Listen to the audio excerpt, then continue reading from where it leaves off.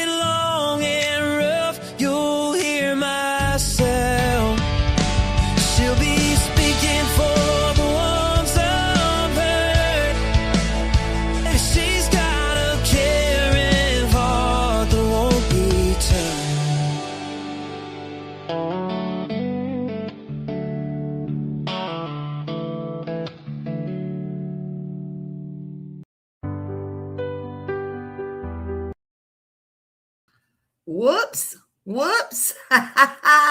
Hello, everybody. Hello, welcome in. Hello, Raymond, welcome in. Thank you for being here. I appreciate you being here. Second to number one, hello. It's always intrigued you. Good. I say good, honey. Good.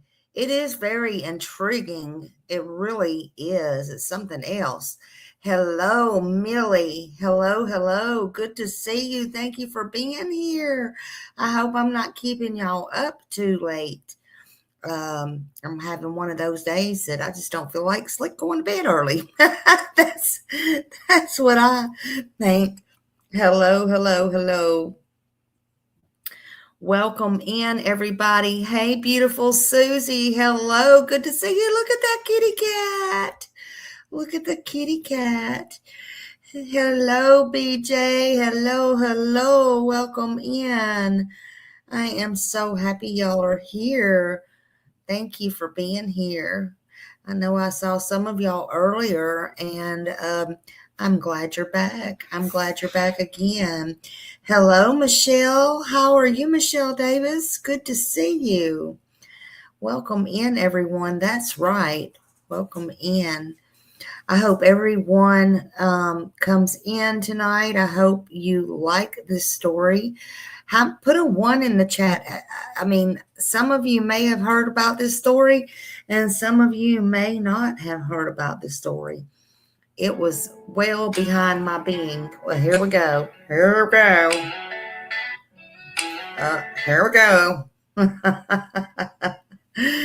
go. Don't touch them buttons.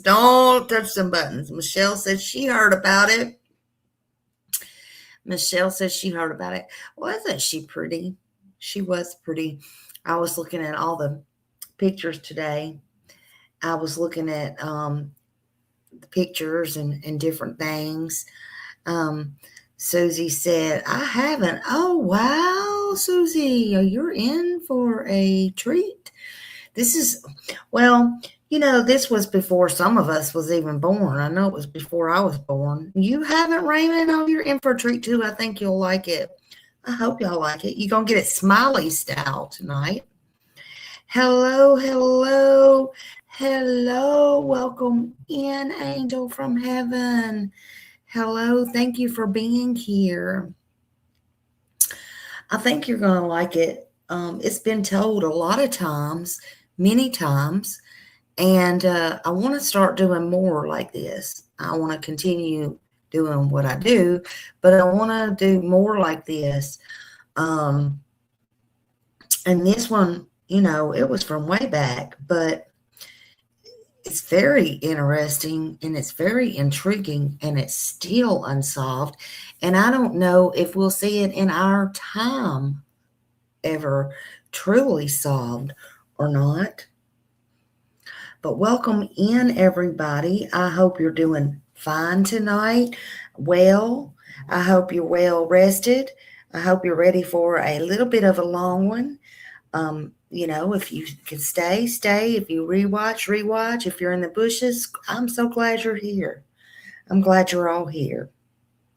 It's January 5th, 2026, and it's a little bit after 9 p.m. now, 9:05 actually to be exact. But if you're just coming in, welcome. If you're here all the time, welcome. If you're in the bushes and I can't see you, welcome. I welcome everybody, and I hope that you hit that thumbs up, like, and share. I'm just glad you're here with me tonight. Now, this is one of those cases that stays with you. It does, even though I don't talk about it. I haven't talked about it. This is my first time talking about it. It is one of the cases that does stay with you. And I want to hear it again myself. I want to go back over it myself. Hey, Cinderella, honey, good afternoon. I was supposed to say good morning, good night, hello, whatever time it is. I don't even know what time it is. Nighttime. I guess it's day, night everywhere. Whatever, around the world. Hello, welcome. But, you know, it stays with you. They called her Black Dahlia. Yeah, and it wasn't because of the flower. We'll get to all that. There is a flower called that, in case you didn't know. But Elizabeth was her name. Her name. She was a daughter. Elizabeth was a daughter of 5. So she had other sisters. She did not have any brothers. She had 4 more sisters, no brothers. Sometimes when they call her the Black Dahlia, that takes away from her, I think. I think that takes away from her name. She had a name, Elizabeth Short. So Elizabeth Short was not an only child. She had 4 sisters, a whole family who loved her, and they lived with the loss for the rest of their lives. All the things. We're going to watch video. We're going to talk about it. I want y'all to chat. I want y'all to do whatever you want to do. But before we go deeper, again, those just coming in, I know there was a couple. If you heard about it, put a 1 in the chat. If you have not, put a 2. Because tonight we're going to talk about it. We're going to talk about it. Cinderella, have you heard of this one? Nope. Okay, good. Well, I'm glad y'all are going to get to hear it Smiley Style and some other creator. It's a historical story as well. It's the Black Dahlia murder. She, of course, was unalived. So we're going to do it Smiley Style. Come in and we will discuss this case. It's interesting, in my opinion. As always, viewer discretion is advised. You know, I want to read the short copyright just, you know, because we will be playing video. But the copyright disclaimer under Section 107 of the Copyright Act 1986 is fair use. This content is shared for educational, informational, commentary, and discussion purposes only under fair use. And fair use allows limited use of copyrighted material for purposes such as criticism, comment, news reporting, teaching, scholarship, and research.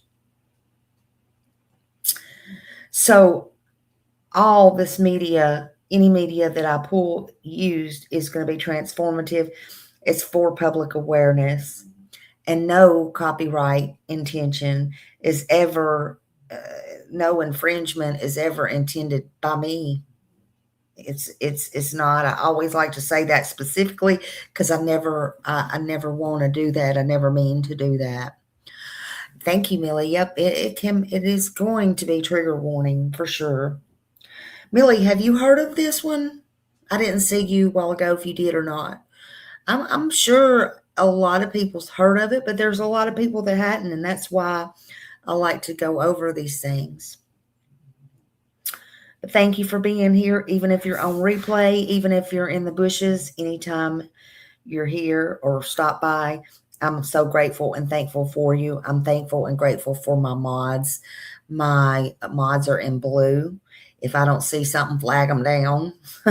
Flag them down. They'll flag me down if I pay attention to my phone. But thank you for choosing to spend tonight with me and here.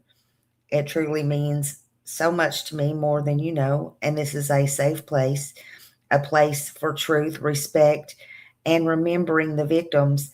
And I appreciate each of you for being here and caring enough to listen and caring for all victims. Now, do me a favor real quick and hit the thumbs up. It's free. And make sure you're subscribed so you get everything, because I'm going to start doing more of these stories. If you don't mind, all that's free. But please share this, and you can share it on any platform you choose or anywhere you choose. And let's just grow together. So, hello, everybody. Hello, hello. Hello in the bushes. Hello, everybody. And always thank you for supporting me, always in this channel. I really appreciate it. Oh, hold on a minute. I just got something. Hold on a second. Hold on a minute.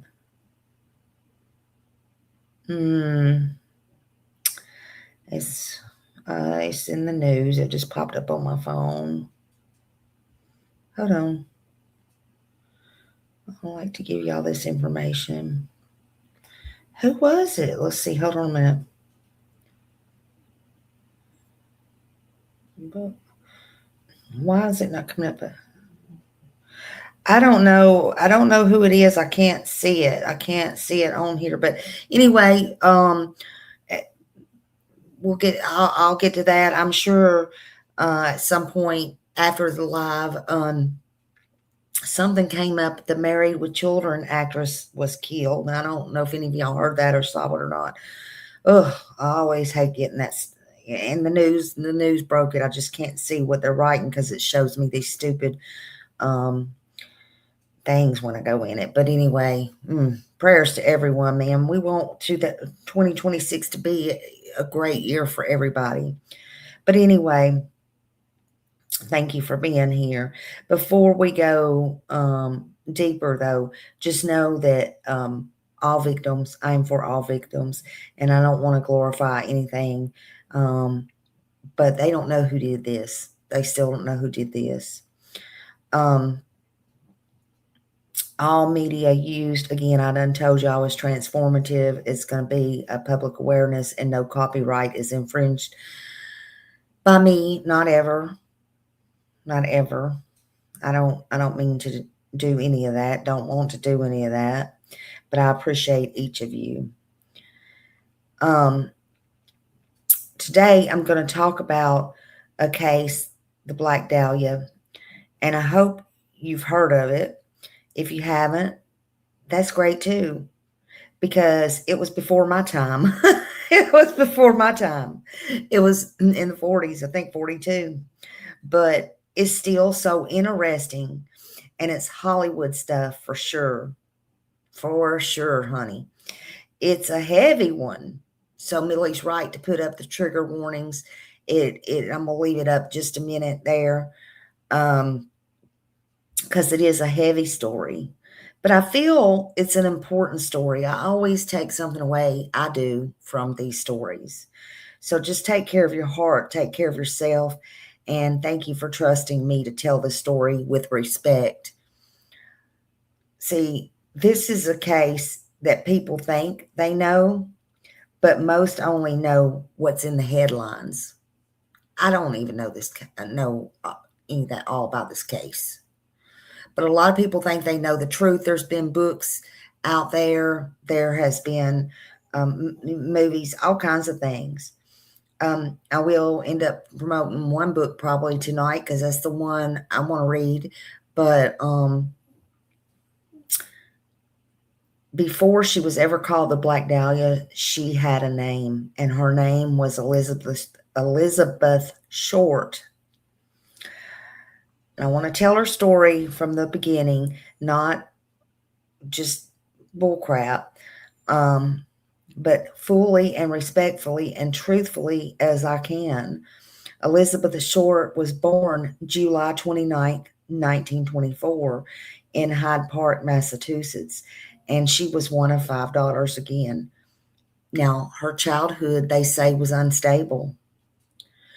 When Elizabeth was young, her father disappeared after his car was found abandoned on a bridge. The family believed he had taken his own life at that time, but years later, that was not the case. It was discovered he was alive and well. Imagine that, y'all. Can you imagine that? You know, it happens. I've seen it happen. I've seen it in the news. I've heard about it. It happens. But he had abandoned the family, and he started over elsewhere without them. Okay? First off, I can't even imagine that, but I have heard of these kind of things that they really happen. This abandonment, though, shaped who I'll call her. Well, I might call her by her name, Elizabeth. I might call her Black Dahlia. I don't know. But it shaped Elizabeth very deeply, and she had a hard time with that abandonment. She had a hard time with all of it. It made her not trust, for one, but she struggled financially with instability with her finances. She ended up having health problems. She had asthma. She had a lot of things going on, probably stress, probably anxiety, you know. But she had, for a long time, she just wanted to belong. She wanted to belong somewhere. Sometimes, somewhere, we all just want to be. We all just want to belong, right? We never feel comfortable or welcome sometimes, or like we fit in. Well, she felt like that, in my opinion. And she wanted to just be. Just be. Part of that was her abandonment issues. But she was described by people who knew her as very polite. And I can tell that about her. I mean, I don't know. She was very polite, very soft-spoken. She was hopeful, but at the same time, she was described as very naive. That naiveness can get you in trouble, just saying. Now, don't get it mixed up. She was not reckless. She was not a wild child. She was just trying to survive. And she was young, and she was trying to make it. She was just trying to survive. She was just trying to be long. in my opinion. Let's see. I should look up the Black Widow. Oh, that's okay. Snapshot that, Millie. I'll look it up. Y'all listen, I want to do more of these. I like this. Y'all tell me things you want to see. You can email me, or you can tell my mods and they will let me know, or put it in there. I will look it up. Oh, it was in Anniston, Alabama. Oh, la, la, la. Michelle, thank you for that. Yeah, I definitely want to look that up. I haven't heard of that one. But when I hear something that I want, or I've heard of it and just haven't went over it, I'll look at it, I'll research it, I'll sit there all day, all night if I have to, and I'll do it. Thank you, Millie. Yeah, that would be interesting. Thank you, Michelle, for that. But yeah, if y'all want to email me, also email me. Here's my email. Also email me and tell me. Sometimes I'm slow. But I get there, even with the updated news. But I don't have to be first. I don't care about that. That's not what I'm about. But like many young women back in the 1940s, Elizabeth believed California meant opportunity. Okay. So many young girls still believe that to this day. Actually, guys too. Hold on.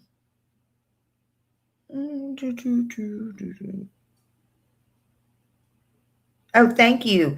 Thank you for that. Absolutely. Thank you for that. So yeah. So back in the 40s, she believed that California was it, and it meant opportunity. And most Hollywood was just a fantasy, especially back then. It was a dream for many young girls, many girls. Everybody wanted to go to Hollywood. Hollywood promised glamour. It promised, the escape, a future, or it seemed that way. At least to her it did, and it still does to many people out there. I want y'all to understand California is okay, but, those Hollywood dreams and fantasies should be long gone. Hey, Gypsy. Hello, my friend. Hello. So as I talk, if something stands out to you, just drop a heart or put it in comment, so I'll know how you're feeling too, and so how everybody will know about this story, or anything else you want to put in there. You're more than welcome. But Elizabeth, she drifted between friends. She drifted between homes, cheap hotels. Back then they were cheap. They were probably high to them back then though. But temporary. Everything was just temporary. Arrangements, by all accounts, she was just surviving. That's all she was doing. She didn't have a steady job. She didn't have protection. And that's another thing I'm going to advise. If you go out to California or New York or a big city or anywhere and you're a young person, even if you're of age, please have protection. Please have a plan. Have a plan A, B, C, and D. But she didn't have any of that.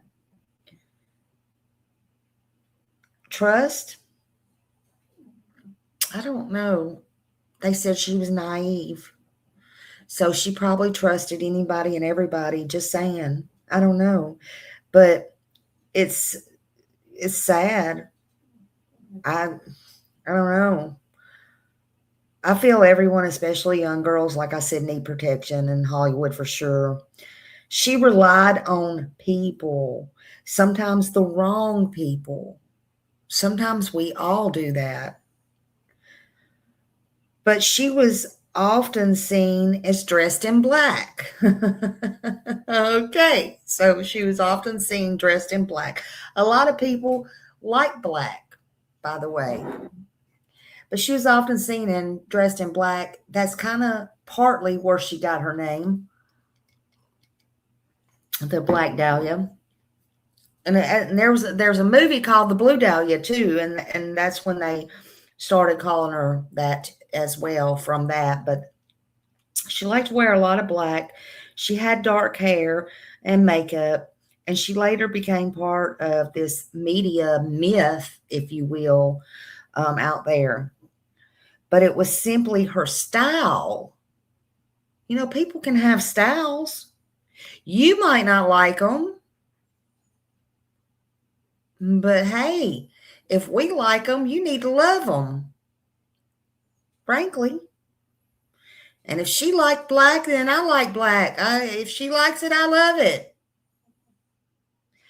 If you like your hair red, I love it. My granddaughter's hair is red, curly, red from the day she was born. Oh my God. Somebody said that's blood. I said she got red hair. She's got the reddest hair I ever seen. And I don't give a damn what you do to it. It's red. I go to the beauty shop and I lay the law down. Don't put nothing, even though it's the same hairdresser, in my hair that's going to turn it red. I do not like red hair, not for myself. But if you like it, hey, I love it. Ain't nothing wrong with redheaded people, don't get me wrong.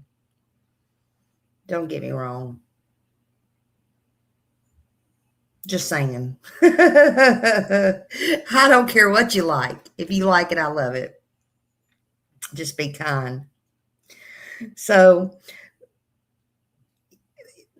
all of her wearing black and her black makeup and all of her style and all that came this media frenzy. Although she didn't have a job, the media was on her. They gave her this nickname. They did all the things, especially after she was found. But that's what she liked. That's what she felt comfortable in. And here, people, I'm here to tell you, if you're comfortable in your own skin, fuck everybody else. Period. Period.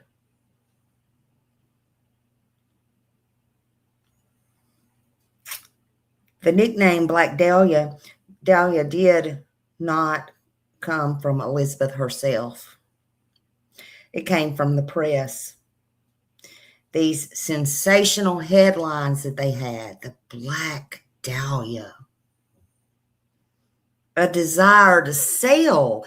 It's all about money and greed. Let's name her, let's sell. That will sell. Elizabeth, that name don't sell. Why do you ever thought about why stars change their names and stuff? Half the time their labels have them do that.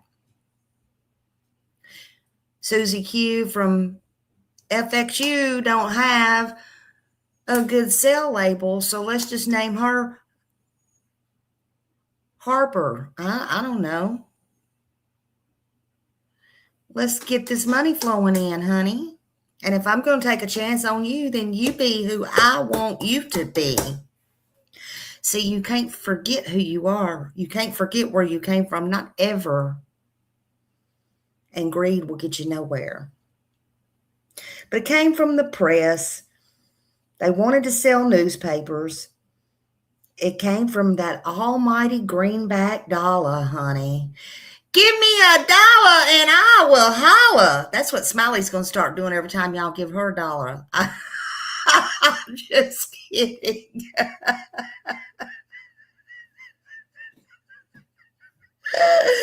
That's the way the newspaper saw it, though, right? I hope y'all didn't have your headphones on. I hope you have your headphones on. But that name was inspired. It was inspired really by a film called The Blue Dahlia and her dark clothing.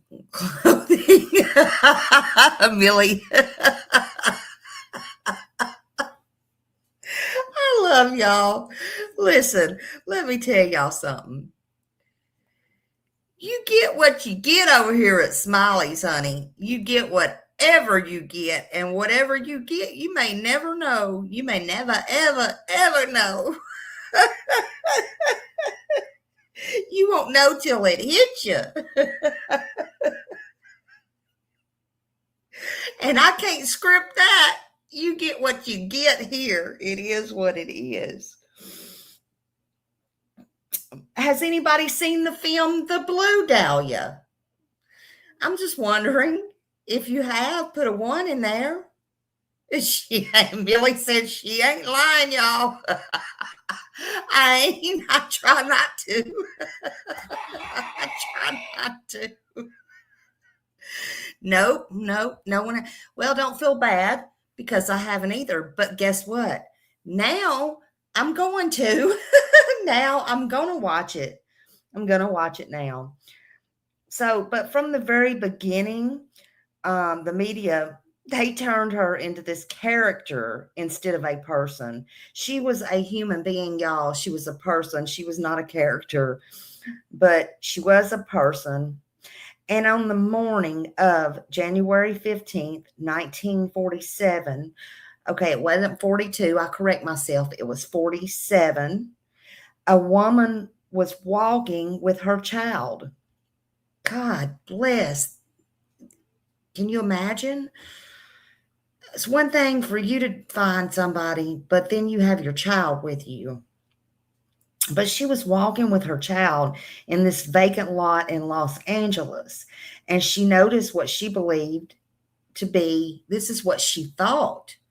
She thought it was a discarded mannequin. It was not a mannequin. In fact, it was Elizabeth. But she thought it was just some thrown out mannequin. It wasn't. Elizabeth Short's body was found. Now, this is a trigger warning right here, and it will be to some. It was cut very cleanly in half. Half of her body, she was just completely drained of blood. They posed her. Whoever did this deliberately posed her.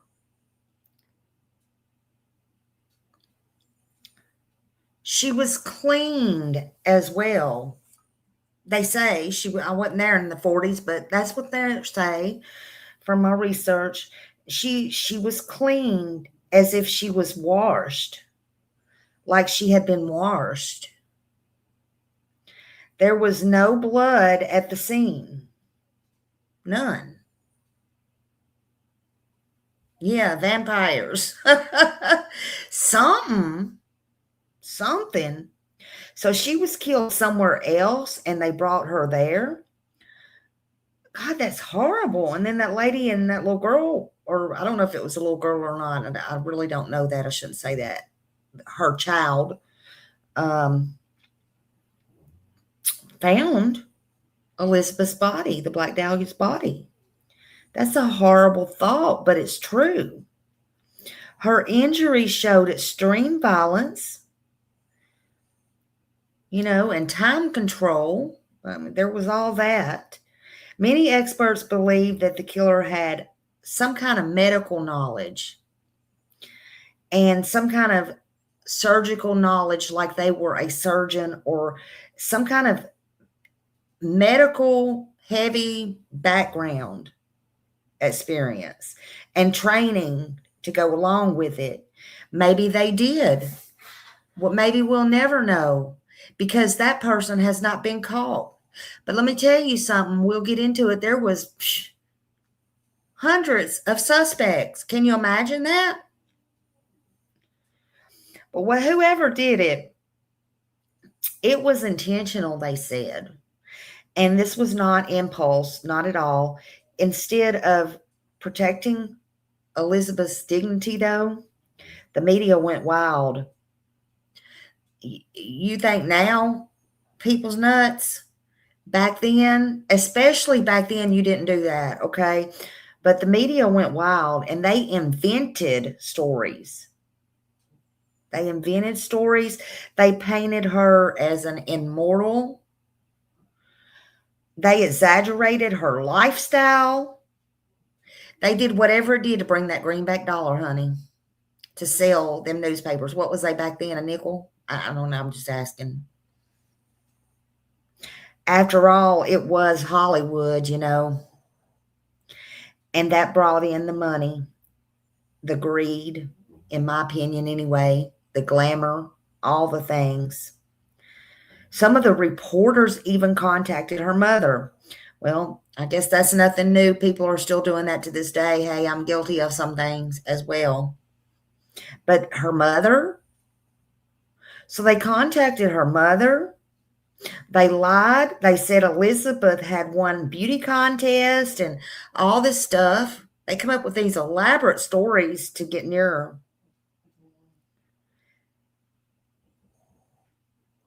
Later, it was true. She learned the truth about her daughter through the press, though. Through the press. That part. That was horrific. Can't imagine that either. So that made her mom, her siblings, and Elizabeth all victimized. And especially Elizabeth, she was victimized all over again, even after her death. But guess what? There was a killer out there. And that killer was taunting, excuse me, was taunting the police. Every time I hear something like that, I think of BTK. If you know, you know. That's all I got to say. We ain't going into him right now. But soon after that murder, newspapers received letters made from cut out words. I wonder if that's where he did get that idea. I don't know. But anyway, they were getting letters from cut out words. You know, don't that sound familiar? It did to me when I heard that. It was kind of sad though, because people like that, they want the notoriety. They just don't want to get caught, but they want to make sure you tell it damn straight and that you get it right, in my opinion. You know, even police have said that, even detectives, even these psychologists have said that. So there were personal items that belonged to Elizabeth, and they would send those. They had those, or they had pictures, and they would send them and taunt directly towards the police. That's very weird and very strange, if you ask me, but it's very scary at the same time. You know, a lot of times they say, and it's true, that when you do something to somebody, you know, if there's a serial killer or somebody out there doing something, or just one person or whatever, it doesn't matter. Some of them will even show up to the funerals. Some of them will be there, right there in the background, or they'll be watching you or cheering you on. They'll be right there. That is a creepy thought.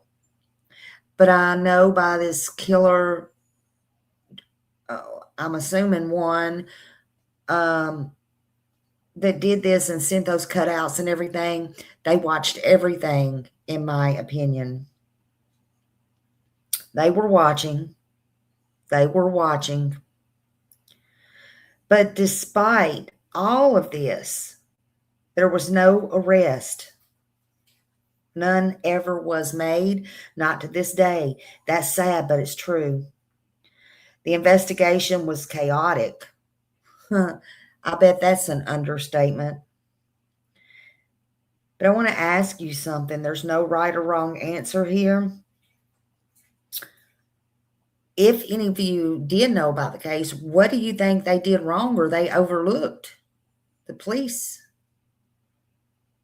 I mean, back then, you got to think they didn't have the things that they have now, that they can test and do all things. But do you think it become more about the mystery than it did about Elizabeth, aka Black Dahlia? Because I think it became more about the money, who could sell the most newspapers, the mystery behind it. That's what I think. But I could be wrong.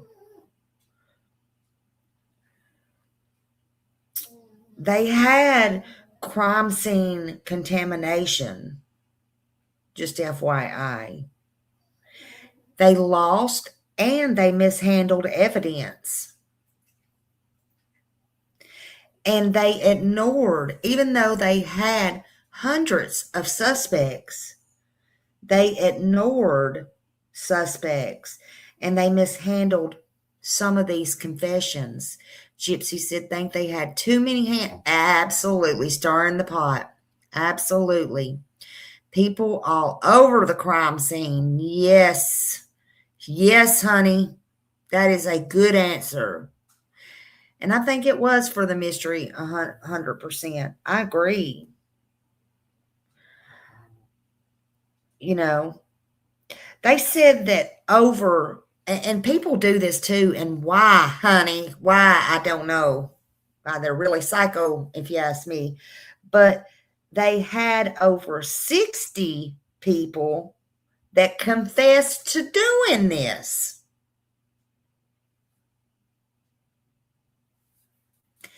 Hello, Bronco girl. Hello, hello, hello. No, this was it Sumner County? No, but it makes you wonder, don't it, honey? It makes you wonder. But they had over 60 people who confessed and nobody was charged. Wouldn't that be some shit in these other cases and just get overlooked? Good Lord. I can't imagine. It does sound like some we know, though, don't it? But no one, even though 60 people confessed, no one was charged, none of them. People wanted 5 minutes of fame, in my opinion. They wanted attention. People want attention. Look, they even want attention no matter how bad the attention is or how infamous. I hope you're doing well too. Happy New Year to you. Happy New Year to you. I really hope you're doing well, and I hope your 2026 year is the best year ever. I do. I hope it for everybody. Some of these suspects, y'all, was very rich and very wealthy. I mean, they were what Smiley calls filthy rich. That's what I call them, filthy rich, honey. Show me some of that. Filthy rich. Oh, my God. They accused everybody, though. You know, there was many that was well connected as well, that was untouchable. Untouchable. The killer wasn't caught because he couldn't be, but because he wouldn't be, in my opinion. They just couldn't just reach out and touch him. They couldn't catch him. That's my thought. We don't know. It could be a her, right? We don't know these things. There's no proof, in my opinion. Now that I'm thinking about it, why couldn't it be a her? Why couldn't it be a him and a her? We don't know who it was, because they think the Black Dahlia was a lady and she could have fought a lady off. She couldn't fight a man off. Well, that's sexist. We don't know who it was. Maybe they were just looking in all the wrong places. Maybe they didn't ask the right questions. I don't know. But one name continued to surface. He was a wealthy, powerful man, and he had allegations of abuse.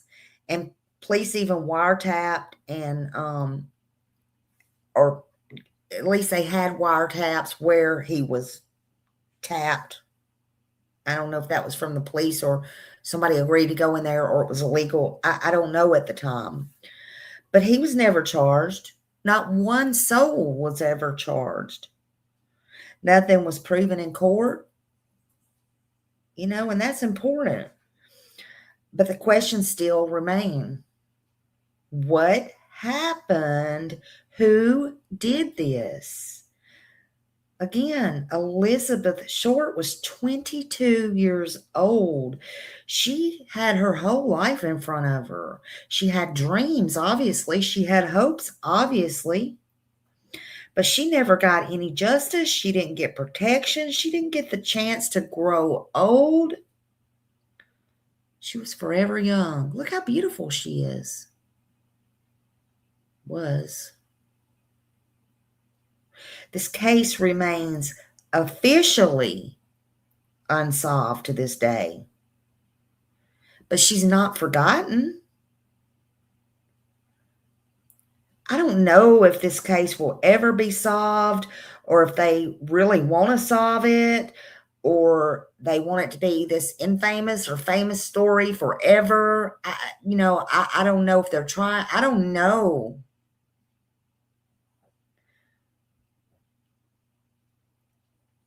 But I have a question. Whoever did this, are they still even alive? They could be. I mean, did they die? Did they carry the truth to their grave? Did they leave any information if they died? Anywhere that somebody will find someday?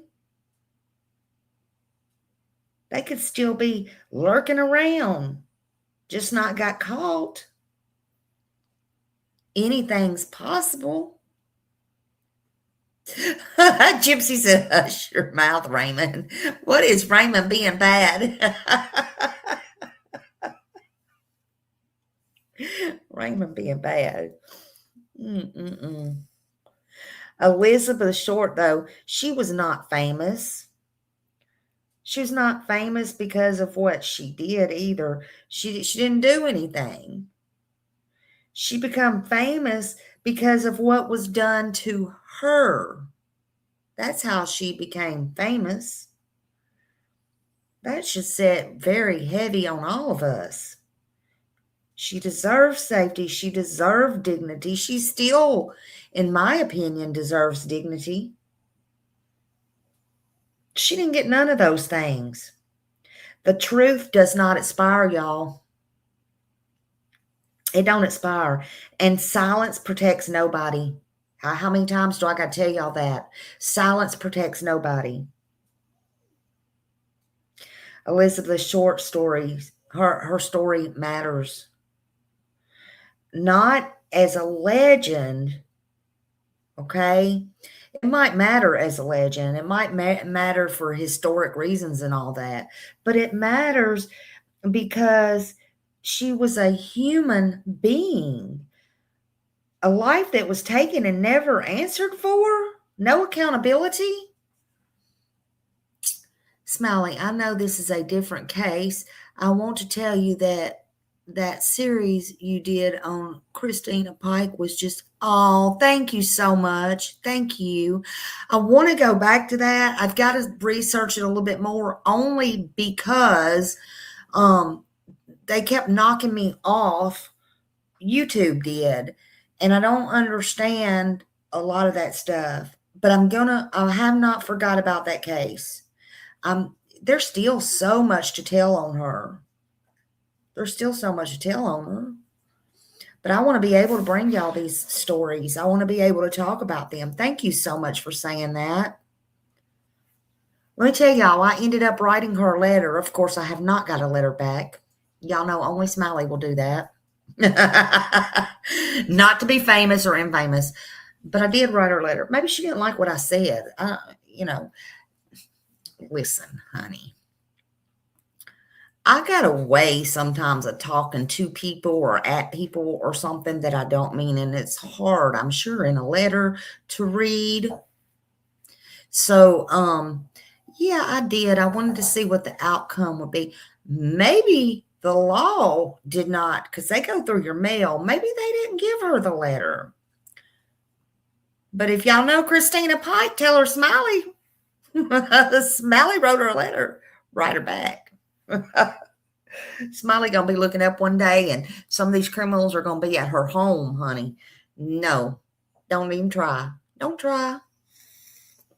But thank you for that. I appreciate that. I did enjoy that. I did enjoy that because you know what? She's going to be the first person, probably, the first woman in Tennessee to go bye-bye on Friday. Hey, Rogue. Hello. Good to see you. You had no idea who the Black Dahlia was. Yeah, she's the victim. She is the victim. And this happened in the 40s. It was before your time. It was for my time. But we're going to watch some video. They're going to explain it and stuff. You know me on these long ones. I just kind of want to do that. You should all write. Let's see. You should all write her and tell her to contact you for an interview. Wouldn't that be great? It would be amazing, but I don't think that would happen. I don't think she would want to. You know, I went to visit a SK one time, and I sat there 8 hours. I have not released any of that. Now, I have some letters through the, not Gmail, shit. What do you call that? Hold on a minute. Let me think. What is the, wherever you write their email thing, the JPay. And at first I did read some of them and I thought, wait a minute, what are you doing? Why are you reading this? Why are you reading this? Don't do it. Not now. And I don't know if I will or I ever will. I don't know. But these people don't scare me. They're behind bars. It didn't bother me. There was no glass. We sat in a cafeteria. Anyway, we won't get off on that. But yeah, I would interview her. I would interview anybody. I think, I don't know. I think it's just in my nature to hear people and hear them out. I don't know. Maybe I'm wrong for it. Maybe I'm just crazy. I don't know. But on this case, nobody knows the real truth except who did this to her. Rogue say.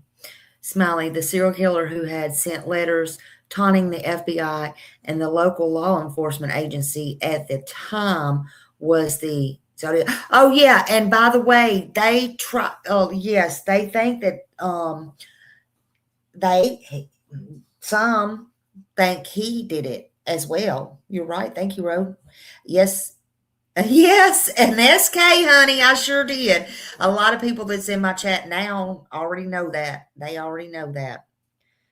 Yep, down at Blackwater, honey, down at Blackwater. But we won't talk about that right now. We won't talk about that right now. I will say, I hope one day, if anybody knows the Pamela Ray story, I hope and pray one day we'll get answers to hers too. I may go over that again. I don't know. She disappeared right here where I'm at, and we, it is what it is. It is what it is. Who is SK?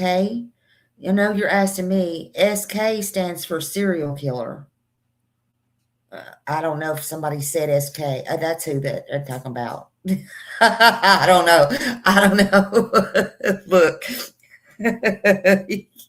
I don't think they're talking about nobody unless I'm missing it. I'll be like Justin now. I don't know what them initials mean. I don't know. I'm picking on Justin if he's listening. I don't know. Sometimes I will bust out laughing if somebody even puts like CP or something. He's like, what does that mean? I don't know what that means. He's like, I'm not good at reading them. Oh my God. I will die laughing. He makes me laugh. I love Justin. Y'all need to go sign up to Clutch and Pearls because, honey, he's telling all these good stories. He's telling them the up to date. He's keeping up to date on everything. I don't know how that man even sleeps. Just saying. Just saying. Hey, I always try to give credit where credit is due. I do.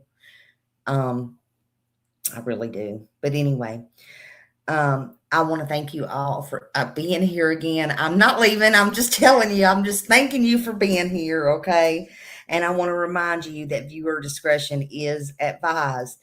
This is heavy content, so just take care of your heart and remember, in her childhood, she had abandonment, okay? And then and then when she didn't no more, when she found out her dad was alive, she felt abandoned. I mean, I can't imagine that.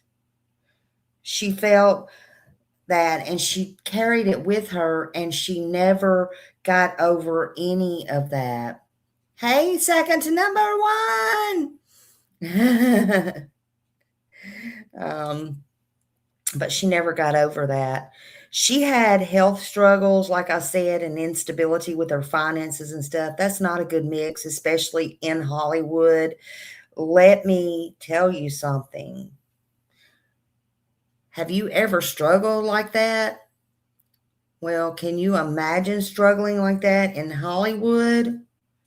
Even back in those days, because I can't. So let me just ask y'all this. Do y'all think, and it's just yes or no, there's no right or wrong answers to it or anything, but do you feel the media treated Elizabeth, aka the Black Dye, oh yeah, fairly by judging her by her clothes and stuff like that and giving her this nickname that she never asked for? Because I don't think they treated her fair. Not before, during, or after her death. And look, she was beautiful, and she might have been naive, but I bet anything she would have made a great actress. I bet she would have, if she got a job and got into the movies and stuff like she dreamed, I bet she would have been wonderful. She went to Hollywood. She thought she had friends. Honey, that's where you all, even me, that's where you make the mistakes. You think you got the friends. They ain't your friends, dang it. Quit acting like y'all my children. Let me tell y'all. Just saying. Just kidding. But Hollywood, she thought that was going to be just glamorous, and she was going to go and do what she wanted to do. And she thought she had friends, and she thought she belonged there. And that was the purpose. I mean, she wanted to belong somewhere, especially after the abandonment issues. She belonged. She found her way out, right? She found her way there, not out. She found her way there. But she ended up having her life ended there as well. And that was nothing glamorous about that. Hollywood was not safe for her. But of course, she didn't know that or think that. She just wanted to belong. Who said it was California address now? And supposedly her and Proudmouth. Let's see. Hold on a minute. Let me put you up here. Hold on a minute. Also said she was in California address, and now supposedly her and Proudmouth aren't together. So I know what you're talking about, because they're talking about where they been and stuff like that. Sorry, I didn't mean to interrupt y'all's conversation. Sorry. Sorry. But on January 15th, 1947, her body was found posed, and drained. Not poisoned. She was posed. They posed her, and they drained the blood. And so they thought that it was somebody that had very extensive medical training. I don't know if y'all think that or not, but God, that would take a lot. I'm just saying. There's really, who knows? It could be anybody. Whoever they were psycho, in my opinion. But the newspapers invented stories, more stories. They got to her mother. They lied. The reporters lied. In my opinion, victims always get the short end of the stick, in my opinion. And I don't know, why do y'all think society blames victims instead of the predators? Jesus, that has to stop. I don't care who they are. But the crime scene contamination, they had all that. They had evidence, but it got lost. And they mishandled it wrong. That was not good at all. They had confessions. Of course, they didn't believe any of them or didn't prove to be any of them, any of those confessions come to light that was right. All that was very powerful, but some of these suspects, you got to remember, were untouchable. So who really knows? But was this incompetence, or was somebody protecting somebody? Or maybe both. Could have been both. She was 22 when this case happened, and it's still unsolved. Remember the woman who discovered her body initially? She thought it was a discarded store mannequin, for God's sakes. Man, I feel sorry for her. Y'all can get this information. You can do research from the LA Public Library. There is, look, I didn't get all of them today, but there is photos out there. Some photos I would never put up, but there's photos out there. The Los Angeles Public Library has the archives. There's images of the crime scene, the police investigation. There's all of those things. And then there's just beautiful pictures of her. So I'm not sure if you want to see them, but you can find them. Look, FBI, the FBI has, and I don't think I put it up yet, but I will. I'll put the link up. The FBI, they provide a lot of information. They have a website link just for this case, and it's under the historical information. They have images, they have case stuff, including Elizabeth Short, fingerprint card, all the things like that. Her photo, everything. Of course, you can find everything in archives in the museum in Los Angeles. There's the police holds things for their investigation, even in the cold case files, but they got stuff. You can find it. You just got to do it, But January 15th, 1947, her case became highly publicized. And they wanted to publicize it because it was so gruesome. It would bring in the money, in my opinion. That was, at that time, the nature of the crime. They say she died on the 14th or 15th. They're not sure if she died on the 14th or 15th, from what I gathered in Los Angeles, California. They did not, at the time, determine for sure if it was the 14th or the 15th. But it was definitely called a homicide. We all know she didn't do that to herself, kind of like Celeste. She didn't do it to herself. Not in any way, shape, or form. Not this one right here. Now, she was buried or laid, she was laid to rest, her body, in the Mountain View Cemetery, which is about 226 acres of cemetery up there. I saw those pictures. I didn't pull them, but they're beautiful. It's a beautiful place, unfortunately. Sometimes cemeteries are peaceful, but I don't think, how I said it, I don't think that's the right way to say it. That's not what I mean. But it had over 226 acres, and that's in Oakland, California. They have all the photos out there. They call a split part of it Millionaire's Row. Millionaires Row. Many of California's important historical people are buried there.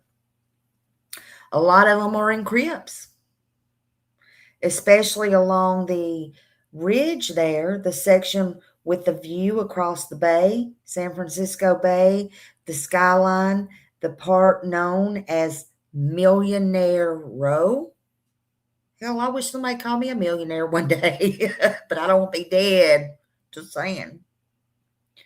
They had a lot of politicians. I don't know them politicians from way back when. They had other wealthy people buried there. You know, many people, rich, filthy rich. But she was a native of Boston. And Elizabeth Short spent her entire life in New England and in Florida. That was before she relocated to California with her father, because that's where her father lived. I don't want to be called one. I want to be someone to make me one. True story. True story. Absolutely true story. That is a true story. Don't call me a millionaire. Just make me a millionaire. Remember that show? Who used to watch that? Who Wants to Be a Millionaire? Lord, I love to watch that. I love to watch that show. Who Wants to Be a Millionaire? Poor Regis. And I don't like it when they start changing. I stopped watching it when they changed, you know. But she relocated to California where her father lived, and it was commonly said she was an aspiring actress. You know, people did notice her.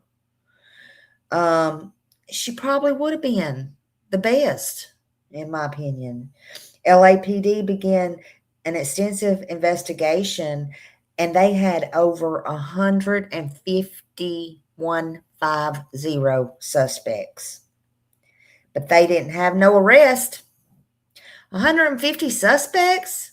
Y'all, that sounds like Candace and Dawn accusing everybody of taking Summer, for God's sakes. All the YouTubers, everybody's a suspect. Everybody.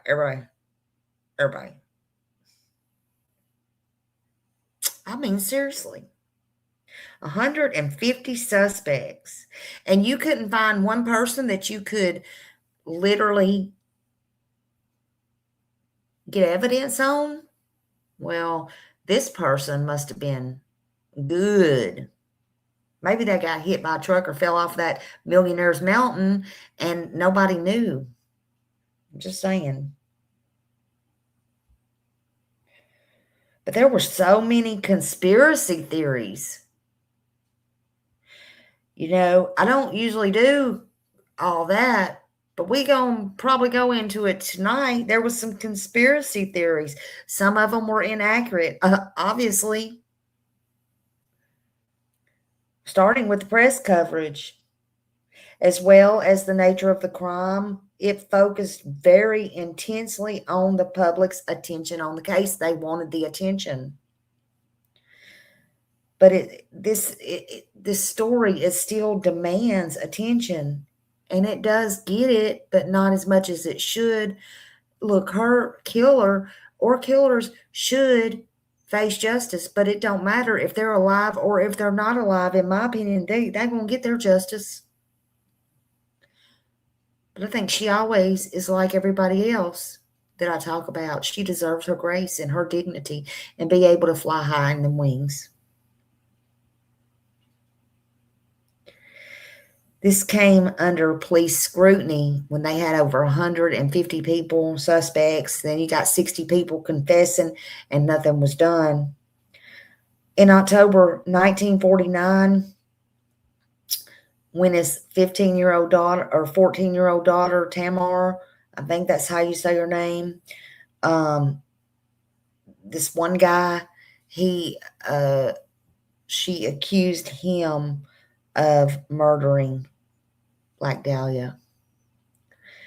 despite witnesses, despite testimonies, despite whatever. There was a guy named Hoddle,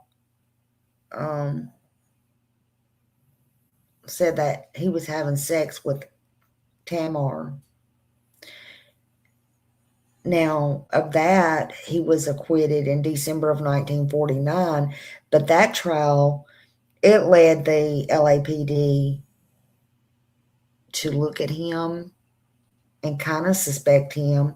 He was a doctor, a physician specializing in sexually transmitted diseases of all damn things.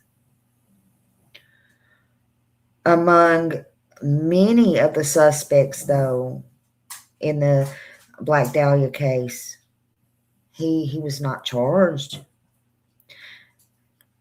And in 2003, it was revealed in notes that they got in 1949 from a grand jury report that investigators have videotaped George Hoddle.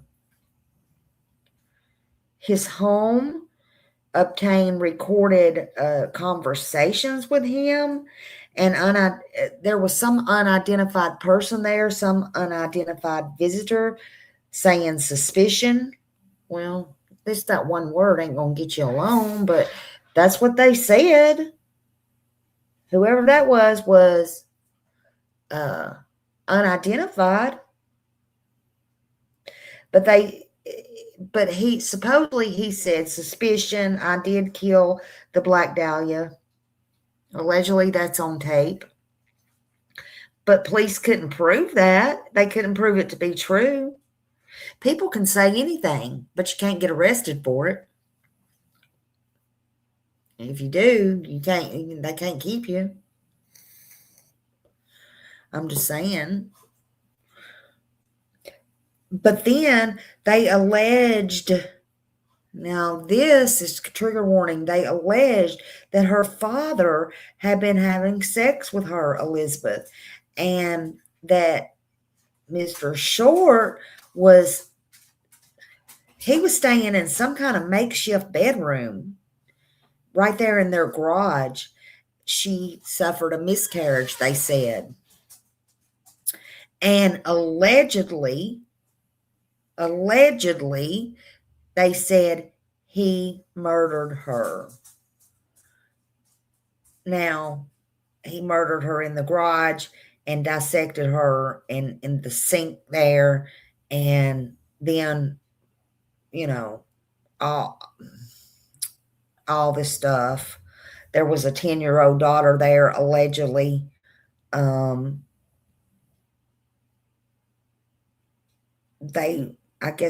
He got, allegedly, this was the tale, the conspiracy, that he got the daughter to help dispose of her. They say Short was a sex worker, and that was, I won't believe that's true, but they say Short was a sex worker and a producer of children for child trafficking. So a lot of people believe that. There is a book about that, but that could not be proven. It's kind of sad to even think that. To think that her father was considered a suspect in the case by the agency. But this claim is unsupported. It's unsupported by public documents. All of that, I think, is disrespecting her. It's not been proven, and there's public documents out there that say otherwise. Documents that have been released in this case, literally. And I think that's sad.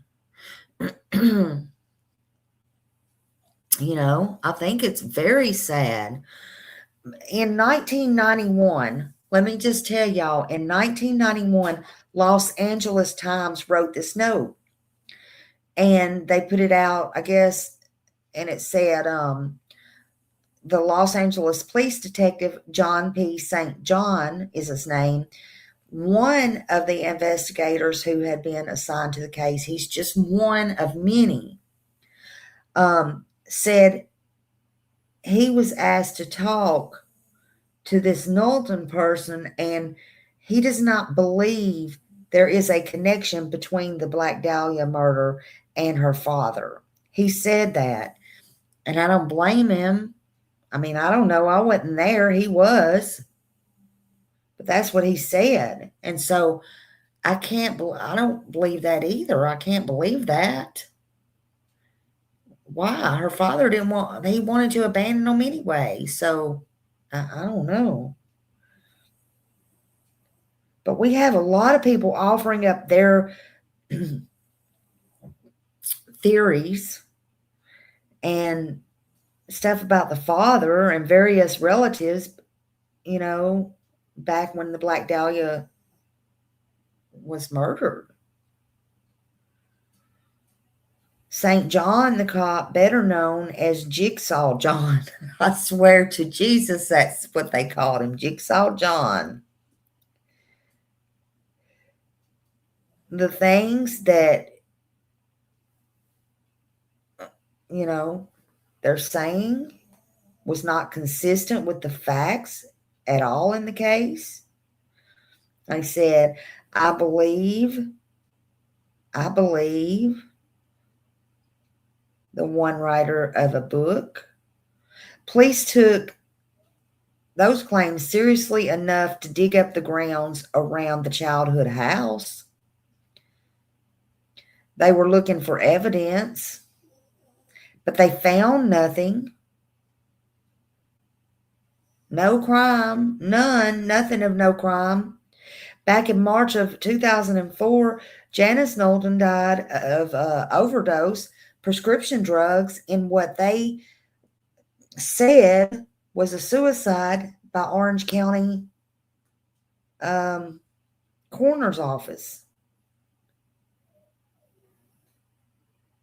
But Arnold Smith, that was Jack Anderson Wilson. Arnold Smith, aka Wilson, was a lifelong petty criminal.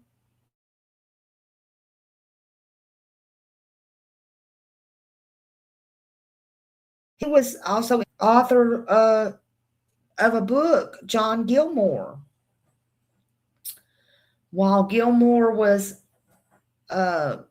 researching and everything for his book, after Wilson's death, Gilmore named Wilson as a suspect.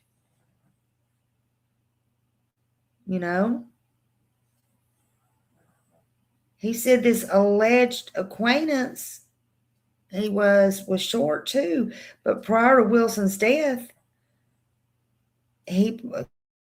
Gilmore made an entirely different claim to the Los Angeles Herald and Examiner in a story that appeared January 17th in 1982. The orthopedic surgeon in Los Angeles area, he was named a suspect too, but there was nothing. His name was Patrick Shane O'Reilly. He was considered a suspect for real, because of his association with two friends of Elizabeth Short's, including Mark Hansen, having physically assaulted his secretary in 1939, for God's sakes. And because he had surgically removed part of his right breast, I mean, you can't make this up. So they thought, even although as creepy as it was, and he was a skilled surgeon and he removed his own breast, they said he was a suspect. But we can't go around blaming people just because they do that, can we? That's their foolishness. I don't know, man. There was skilled people. There was professional people. In 2003, it was that said that O'Reilly lied, that he had lied about his name, his place of birth. His real name was Patrick Tier from Kansas, for God's sakes. Do we really know anybody? I mean, even back then. Like, really? So they found out he had a long history of lying. Excuse me, of lying to the police. He was feeding false story to them and to the newspapers. But it was very interesting. Sadly, but it was weird. People who want to be infamous, that is weird. They'll do anything. But it didn't make him the one who did it. I don't care what he did, said, lied about, or anything else. It didn't make him the one who did it. I don't care how famous you want to be sometimes. And just because you confess to it or want to get near or whatever the problem is, it ain't going to make you famous. Might make you in jail. Might make you dead. But it ain't going to make you famous. Infamous, probably. And they love that. These people, look, there's people out there now that love that. I mean, it's crazy. So there is this one book out there, and well, there's more than one book. Y'all know there's more than one book, honey. But this book is called Sisters in Death by Ellie Frankel. That's the one I'm going to read. I was kind of skimming over some of the information on it. That's the one I'm going to read. Frankel's book talks about Short and Lila and Walsh and Kansas City, the Harris, all this stuff that was murdered in 1941. And they think that it's the same man that killed Elizabeth. But Frankel, I might be saying it wrong, used new discovered documents to help write the book, and used the law enforcement files, the interviews. They went back and they talked to the last surviving people and anybody that participated, whether victims' own letters or trial transcripts. They talked to military people. They took military records. And they tried to piece together this entire puzzle. So, yeah, that's the book I want to see. Because a puzzle it is, right? A woman who discovered Black Dahlia's body said there was one thing, one detail she never divulged, never to nobody. She said because nobody asked. I don't know. I guess it's in the book. In the book, I'm going to have to get, and you guys will find it. I'll tag it later. But Elizabeth Short's brutal and highly publicized 1947 murder of her body, dismantled, cut in half, displayed for all of Los Angeles to see her remains, propped, blood took out. That's crazy. It remains to this day officially unresolved. And we're talking 79 years, 80 years later. Law enforcement has never charged anyone. And the case is still considered a freaking cold case. And they'll tell you that. LAPD will tell you that. And the FBI will tell you that. And it's there. Again, FBI has their own historical website, summary, all of their stuff. This case is still unresolved. Let me see if I can do something. Hold on a minute. Hold on. Let me see if I can do something. Uh-oh. Maybe I can. Hold on a minute. Hold on and I'll help y'all out here. Maybe I can. Hold on a minute. Start getting this echo when I do that, but hold on. Uh-oh. Hold on. I hope that's the right one.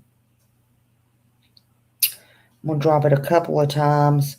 This is the FBI one. They have all the info. They have all the info there. You can open it, copy it, and drop the link if you're a mod if you want to later on, just in case somebody else didn't get it. Drop it in the other vertical chat too, so they can get it. I don't know which one I'm in when I'm on my phone, to be honest with you. I really don't. I don't know, but it is what it is. Let's watch. Let's go ahead and watch a couple of videos here. So no copyright is intended. This is under fair use, copyright 107 of the law, and it's for criticism, discussion, advocacy, you know, all the things. I don't mean to infringe on nobody's rights, honey. So hold on a minute here, and I know Millie will post it. Just bear with me. Oh, and these, you know me, honey, these may not be in order, but I'm going to try to go with the shortest ones first. Hold on.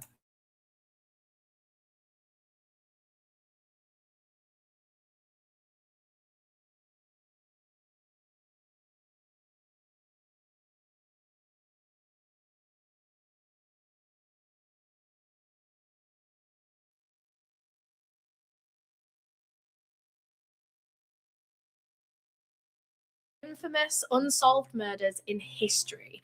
Almost a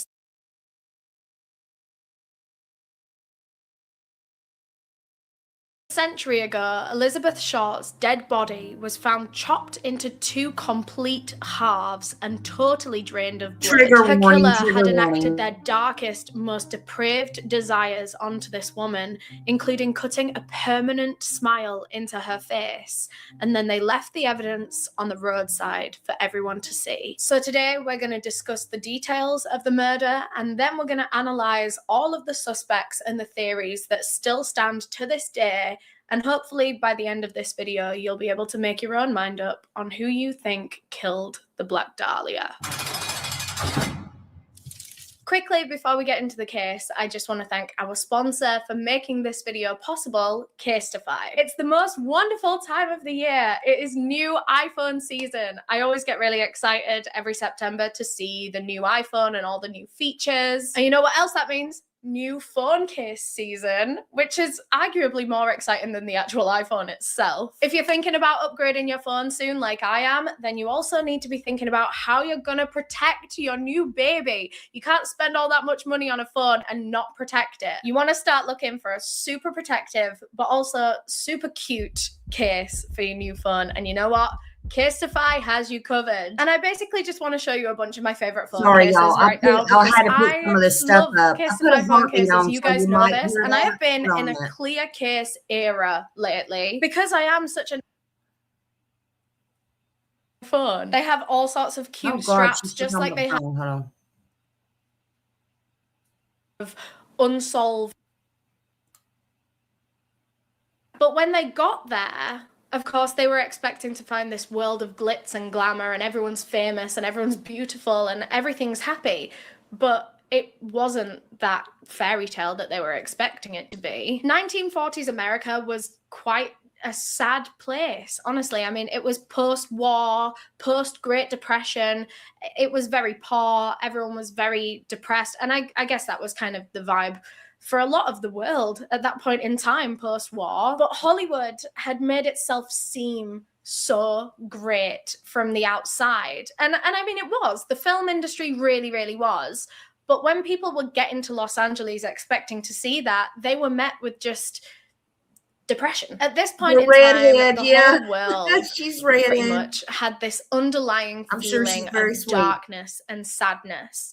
And that was really being reflected in the movies that were being made at the time. Film noir became a really, really big genre, especially in the beginning of cinema. And one of the biggest characteristics of film noir is depressing storylines to a degree, whether it's death. A lot of them are crime dramas, even if it's not as brutal as death. Things like affairs, cheating, you know, anything that's like a little bit dark, a little bit, you know, things that weren't really covered in movies up until this point were starting to be covered.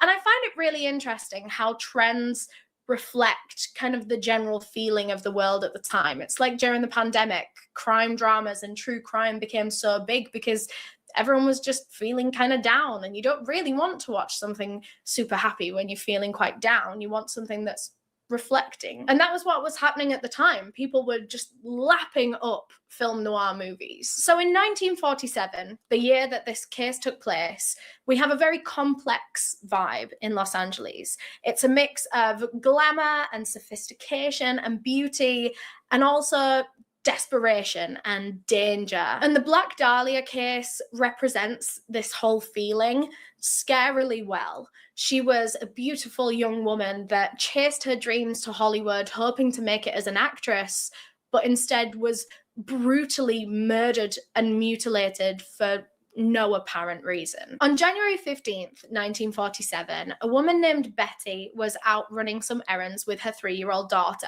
They had left the house pretty early that morning so that they could get everything done and sorted before dinner. As they were walking through a rather undeveloped neighborhood, because there were quite a lot of these at this point in time, once the war hit, they kind of just halted a lot of building and a lot of development in the city. So there were a lot of empty lots around.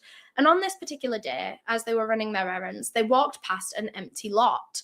And Betty noticed what she thought to be a mangled shop mannequin just laying in the grass. It looked like it had been separated into 2 separate halves. So the torso was completely separate from the legs and the bottom half.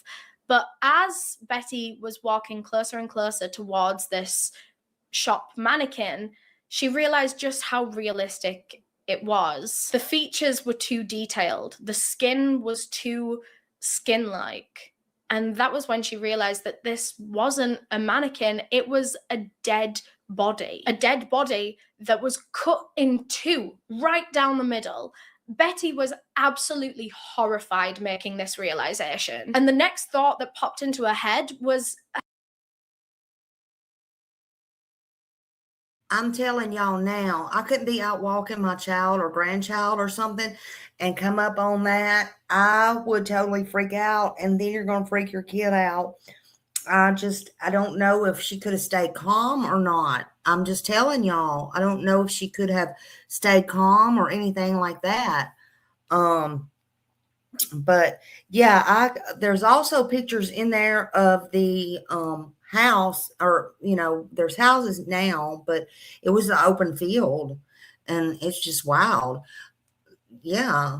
But yeah, I was just thinking about that baby, and I hope that little girl wasn't old enough to remember any of this. Honestly, that's just my thought.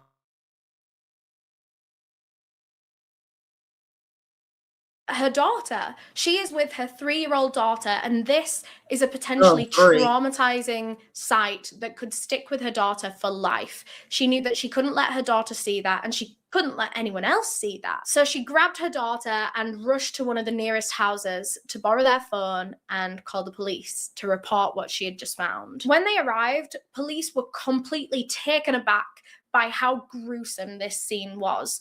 A lot of them had never seen anything like this in their whole careers. Imagine, they've just clocked into work, it's a Wednesday morning, they're expecting just another day, and then they got called to one of the most horrifying crime scenes in history. The body of a young woman lay in the grass, completely naked. She was lying face up, and her body was completely cut into 2 halves right at the base of her torso. And this cut was done disturbingly well. This is one of the first things police noticed, was that it wasn't jagged, it wasn't messy. It was done so clean and with a lot of precision. It wasn't a rushed, butchered job by someone that had just tried to last minute hack up their murder victim. It was scary how much thought had been put into how her body was bisected. It must have been someone that was quite clued up on human anatomy, perhaps a surgeon, someone with a medical degree. And it also seemed as though her killer had intentionally posed the two parts. See, that's why they thought that it was a surgeon or somebody. It might have been a scalpel. I don't know, but it was too clean. It was just too clean of a crime scene. And so it wasn't just the one surgeon. There was a lot of doctors and surgeons that,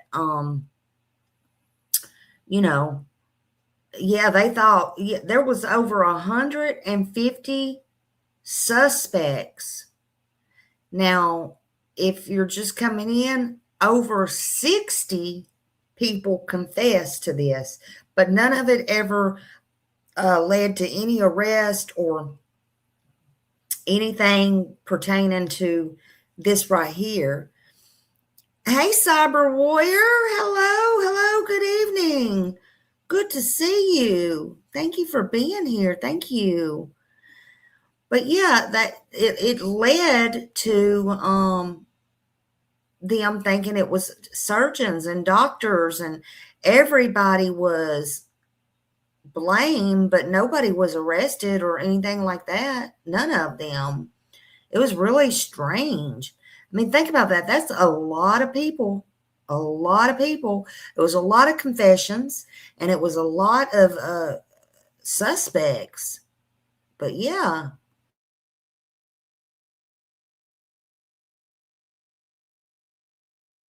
Of her body. So her eyes were wide open for a start. Her legs were stretched out and spread apart. Her arms were bent up by her head. There was about a foot gap between the two parts of her body, which I think was intentional, to almost put her together, but not quite. It's kind of like he's drawing attention to what he's done. I'm saying he because this murderer is generally believed to have been a man.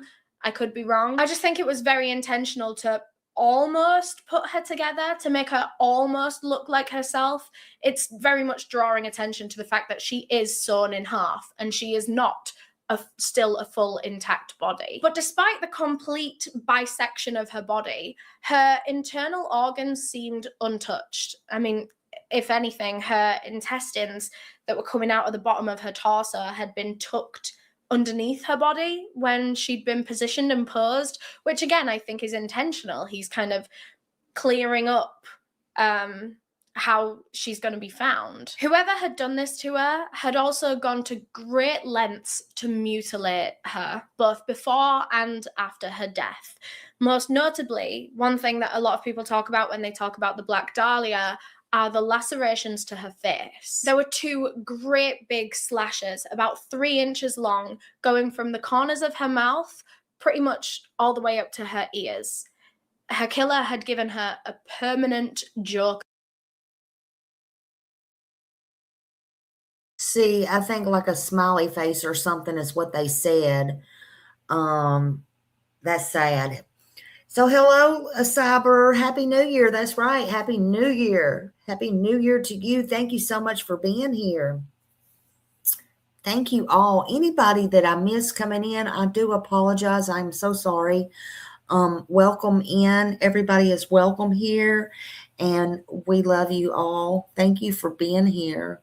I'm so glad. I hope people continue to watch, and I hope they come in and play on replay. I just think this is an interesting case. It's old, but it's interesting.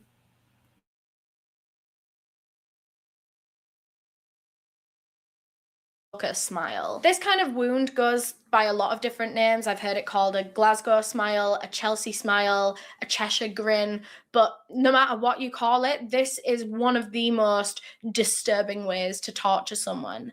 And one of the worst parts of all of this is they believe that these incisions were done while she was still alive. There was slight bruising around the edges of the wounds, which means that the blood was trying to clot there. It was trying to fix itself. Of course, we won't be showing any pictures of the actual dead body in this video, and I do just want to give you a little bit of a warning because I know a lot of you like to research these cases alongside my videos, but the photos of her body are just on Google, and they're very disturbing. Yeah, so they're I would be out careful there. I if you're wouldn't gonna look up Google any either. alongside. But we will pop in like a recreation image, specifically of that queen from season 1 of American Horror Story that played the Black Dahlia.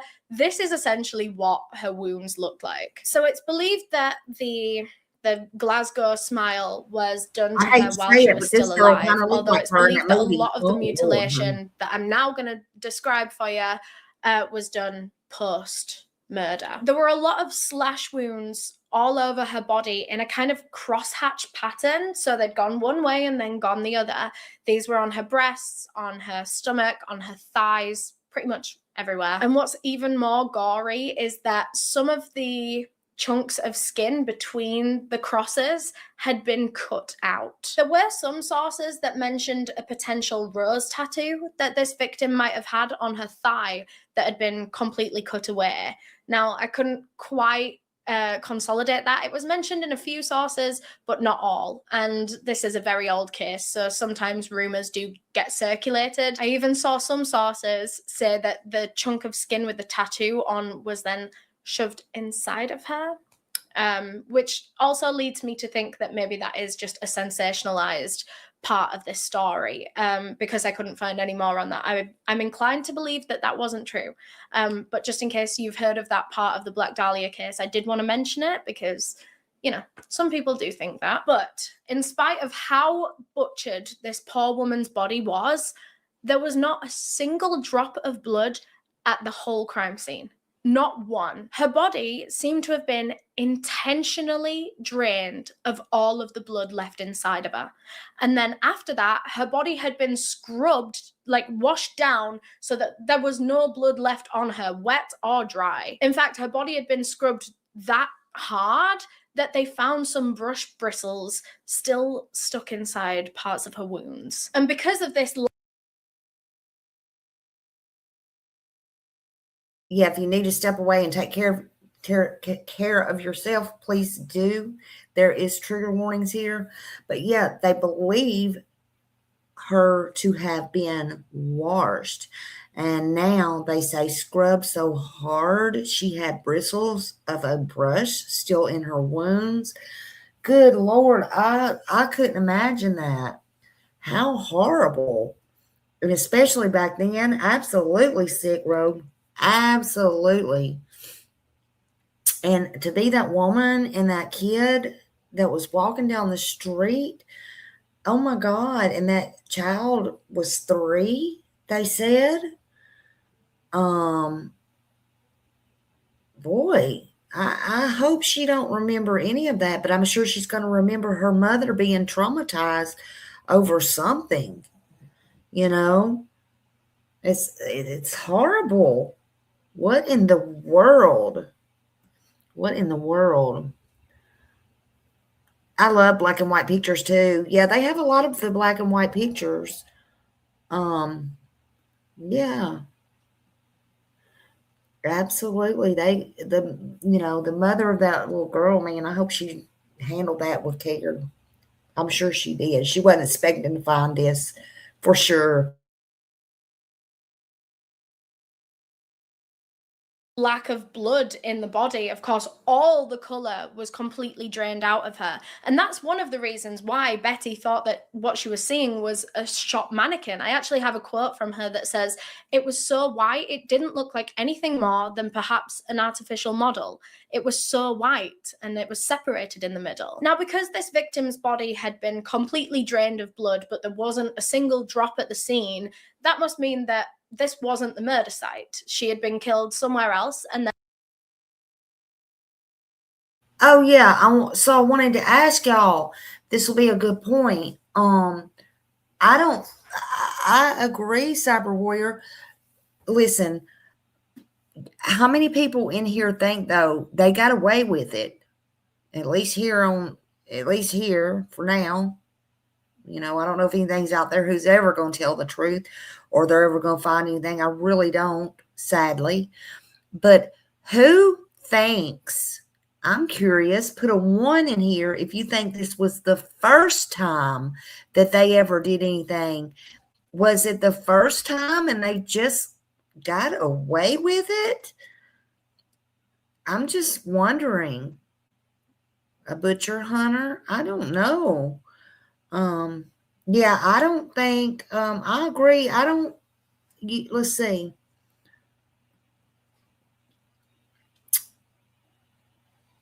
I don't think it's the first time either. Many of y'all. Is the mother still alive? I tried to look that up. I don't think her mother is still alive. There is I know some cousins and nephews and stuff like that. And I'll have to double check. We'll get into that. I think there may be some of her sisters, maybe 1 or 2. I'm not sure. I can't remember, but for the most part, their families, her family is gone now. But yeah, what her mother had to live through and go through, that man, that all in itself is horrible. then her body had been transported here after all of this mutilation and blood draining and everything had happened, and then her killer posed her here. Everything was very intentional with this murder and the mutilation and the whole aftermath, the way that her body was posed, even down to where her killer chose to leave her. She was just on an empty lot, laying in the grass. The first person to walk past that empty lot was going to find her that morning. Her killer wanted her to be found. They put her there so that someone would discover her. In a lot of ways, the Black Dahlia's killer had put tremendous thought into this killing, and you can see it in every single aspect. The victim's cause of death was actually a cerebral hemorrhage, a bleed on the brain, and it was very evident that she had been beaten severely before she was killed. She had bruising all over her head. A lot of people believe that the victim was extensively tortured before she was actually killed. Of course, she had all these beatings to her head, which means she was alive throughout a lot of the beatings and the mouth incisions. There were marks on her body that showed that she'd been tied up, she'd been restrained for quite some time. They were on her wrists, on her ankles, on her neck. Although something interesting to come out of her autopsy was that there was no internal strangulation. So it was just kind of tight ties, tight restraints. She wasn't actively being strangled. Her autopsy also showed that there was no evidence of sexual assault. But I mean, take that with a pinch of salt. This was the 1940s, and I'm sure their tests back then were not that thorough. They might have just tested for semen inside of her, but we know that that doesn't determine sexual assault or not. And regardless of whether there was actually, you know, any kind of penetration, this case is still very much believed to have had some sort of sexual motive to it. The killer may have got some sexual gratification in another way that didn't involve, you know, penetrating the victim. Of course, due to the level of disfigurement from her autopsy, the autopsy of Elizabeth Short, it's really disturbing. But they determined it to be a hemorrhagic shock, like she was saying, and blood loss. You know, some of this stuff seemed to have been done while she was still alive as well, and that's very disturbing. She had several facial fractures. She had the things from the corner of her mouth towards her ears. It was like a smile, if you will. But they completely drained her of blood and cut her in half. Medical experts agreed that this was done, thank God, after her death, but what she had to do and what she had to endure or torture, was torture, pure torture before she was gone. I mean, yeah, she was basically tortured, Susie. But the cut was clean and it was very precise. And the medical examiner thought for sure that, and so did the police, that it was some type of professional, a doctor, a surgeon, somebody like that. She had many bruises and many contusions, everywhere on her head and on her body. And she was, everything seemed to be prolonged, but there was no blood at the scene. No blood at the scene. But there was a lot of sign of torture. She even had cigarette burns, y'all. Whoever this was, they either smoked or something like that, or wanted people to think they did, but she had cigarette burns, rope marks. She had defensive wounds. She tried to fight. She tried to. But they said they didn't say any sexual violence or anything like that.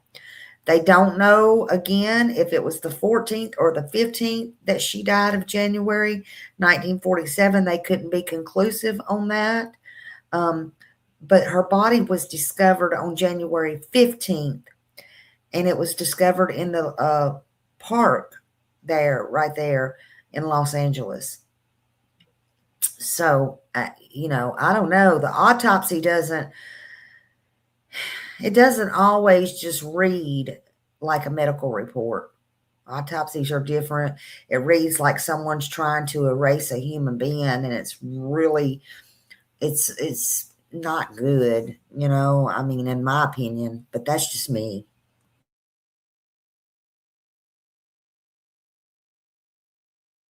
From all of the different mutilations and the beatings, police knew it was going to be hard for them to identify this victim just from how she looks. They knew they were probably going to have to do it in a more scientific way. So the young woman's fingerprints were sent off to the FBI to be tested against their database. And luckily, as weird as this is, this woman had been arrested once before in her life. And so she had to give over fingerprints, which were in the FBI database. So thank God they could identify her. The Black Dahlia was identified as 22-year-old Elizabeth Short, born July 29th, 1924. She was originally from Boston, Massachusetts, and she'd lived there pretty much her whole life, but she had very recently moved out to LA in hopes of chasing her dreams of becoming an actress. The reason she was in the police database, by the way, I feel the need to clear this up. She was actually arrested for underage drinking, and so the police had taken all their fingerprints just as a precaution, I guess. So luckily, her fingerprints were in the system, but she was never in much major trouble while she was alive. In my opinion, it was luck that she was arrested, and at least they got to identify her. She wasn't one of those out there just hey, nobody knows who she is. Here we are 80 years later, but I'm glad that they did know who she was. But yeah, I think they tried to erase from her blood and everything. I think they tried to erase everything about her. There's a case out there, I can't think of it right now, where they literally took the people's fingers or tried to take off their fingerprints and stuff like that. And thank God they didn't do that with her. They did everything else. But yeah, it's horrible. Live. Her mother described Elizabeth as a movie-struck girl. She really, really dreamed of becoming famous one day, and her mom thought that she could do it. I mean, Elizabeth was very charming. She was very, very beautiful. That was one thing that Elizabeth was very known for in her lifetime, was being an absolute knockout. She was such a hit with the men.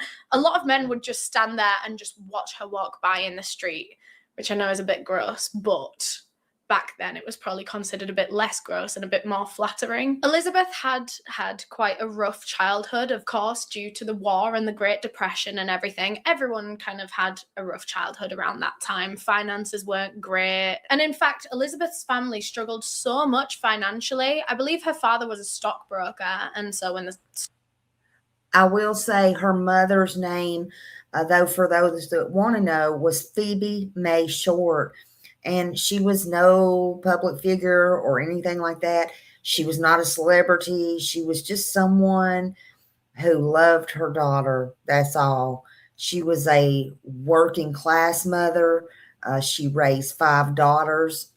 If you were asking me a while ago, no, she didn't have any boys, but she had 5 children.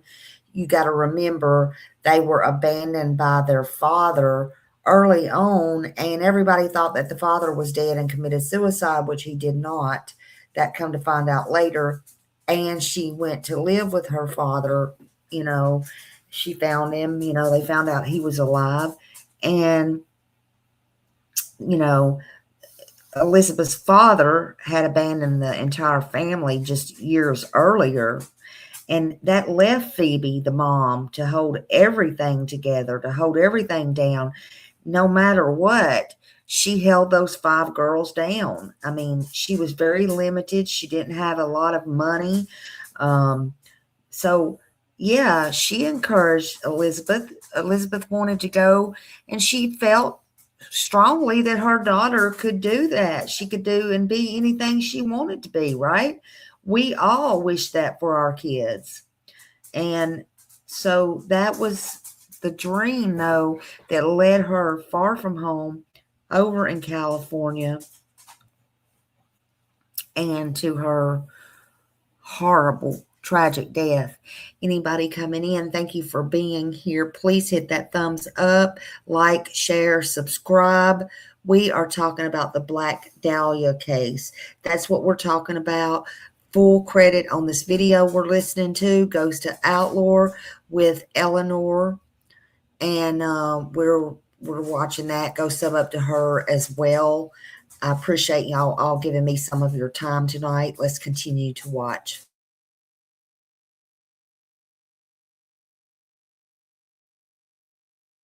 Stock market crashed and everything, it definitely affected them more than it affected the average family. And around this time, Elizabeth's father was believed to have taken his own life due to all the financial stress and not wanting to let his family down. His car was found parked near a bridge, and so it was assumed that he had jumped off and died. But it was later discovered that he had faked his own death. Faked his own death, even from his family. He didn't tell anyone about this plan, and he'd just run off somewhere and started a whole new life. When his career crashed and he had no money left, he abandoned his wife and their 5 children and just went off to try and make it somewhere else. His family were left absolutely devastated. Of course, they were grieving, they were heartbroken, left trying to pick up the pieces without him and without his money as well. It feels bad to even bring up the topic of money when they believed that he died, but now that we know he wasn't dead and he had just faked his death this whole time, how selfish is that? For you to be the sole earner of your family, and just because finances are getting a bit rough, you fake your death and leave your wife to try to raise 5 children, to try to put food on the table for 5 children plus herself. Like, I think it's okay to point out how selfish that is, because all these years later, he ended up just sending Elizabeth's mother a letter saying, "Hi, it's me, and I'm ready to come home now." He kind of explained everything. And her mum reads this letter and she's like, "I don't want you back." She'd made it work on her own, unbelievably as well. 5 children, and she somehow managed to raise them all well, get them a new apartment. I mean, it was a very small one. She managed to get a job as a bookshop clerk. And she did it. She managed to be a single mother to 5 daughters. So by the time she gets this letter, she's like, I don't need that. I don't need a lying husband anymore. So I imagine childhood was very rocky for Elizabeth. It can't have been easy. She was dealing with so many different issues, whether it was financial issues, grieving her father that they thought committed suicide, having to, completely rebuild their life and get a new house and everything. All of that while she's still developing. But as a teenager, Elizabeth Shaw and her friends really, really got into the cinema. They were obsessed with movies and actors and actresses. They would go to the cinema genuinely nearly every time they hung out. And when she got a bit older and it came time for her to get her first job, Elizabeth went and got a job at the cinema. She wanted to be as close as she could to movies. This was like her biggest interest, her biggest passion in life. She loved to talk about movies with anyone that would listen. And you know where you're going to find that? In the damn cinema. When she was in her late teens, early 20s, Elizabeth met a man. He was a military man and he fell head over heels for Elizabeth. To be fair, men were always kind of falling for her, but she wasn't going to take just anyone. She was holding out for the perfect man and she thought she had found him. But this relationship would end in complete tragedy. Because he was a military man, he was away fighting in the war for most of their relationship. So a lot of it was done through like letters back and forth to each other, love letters.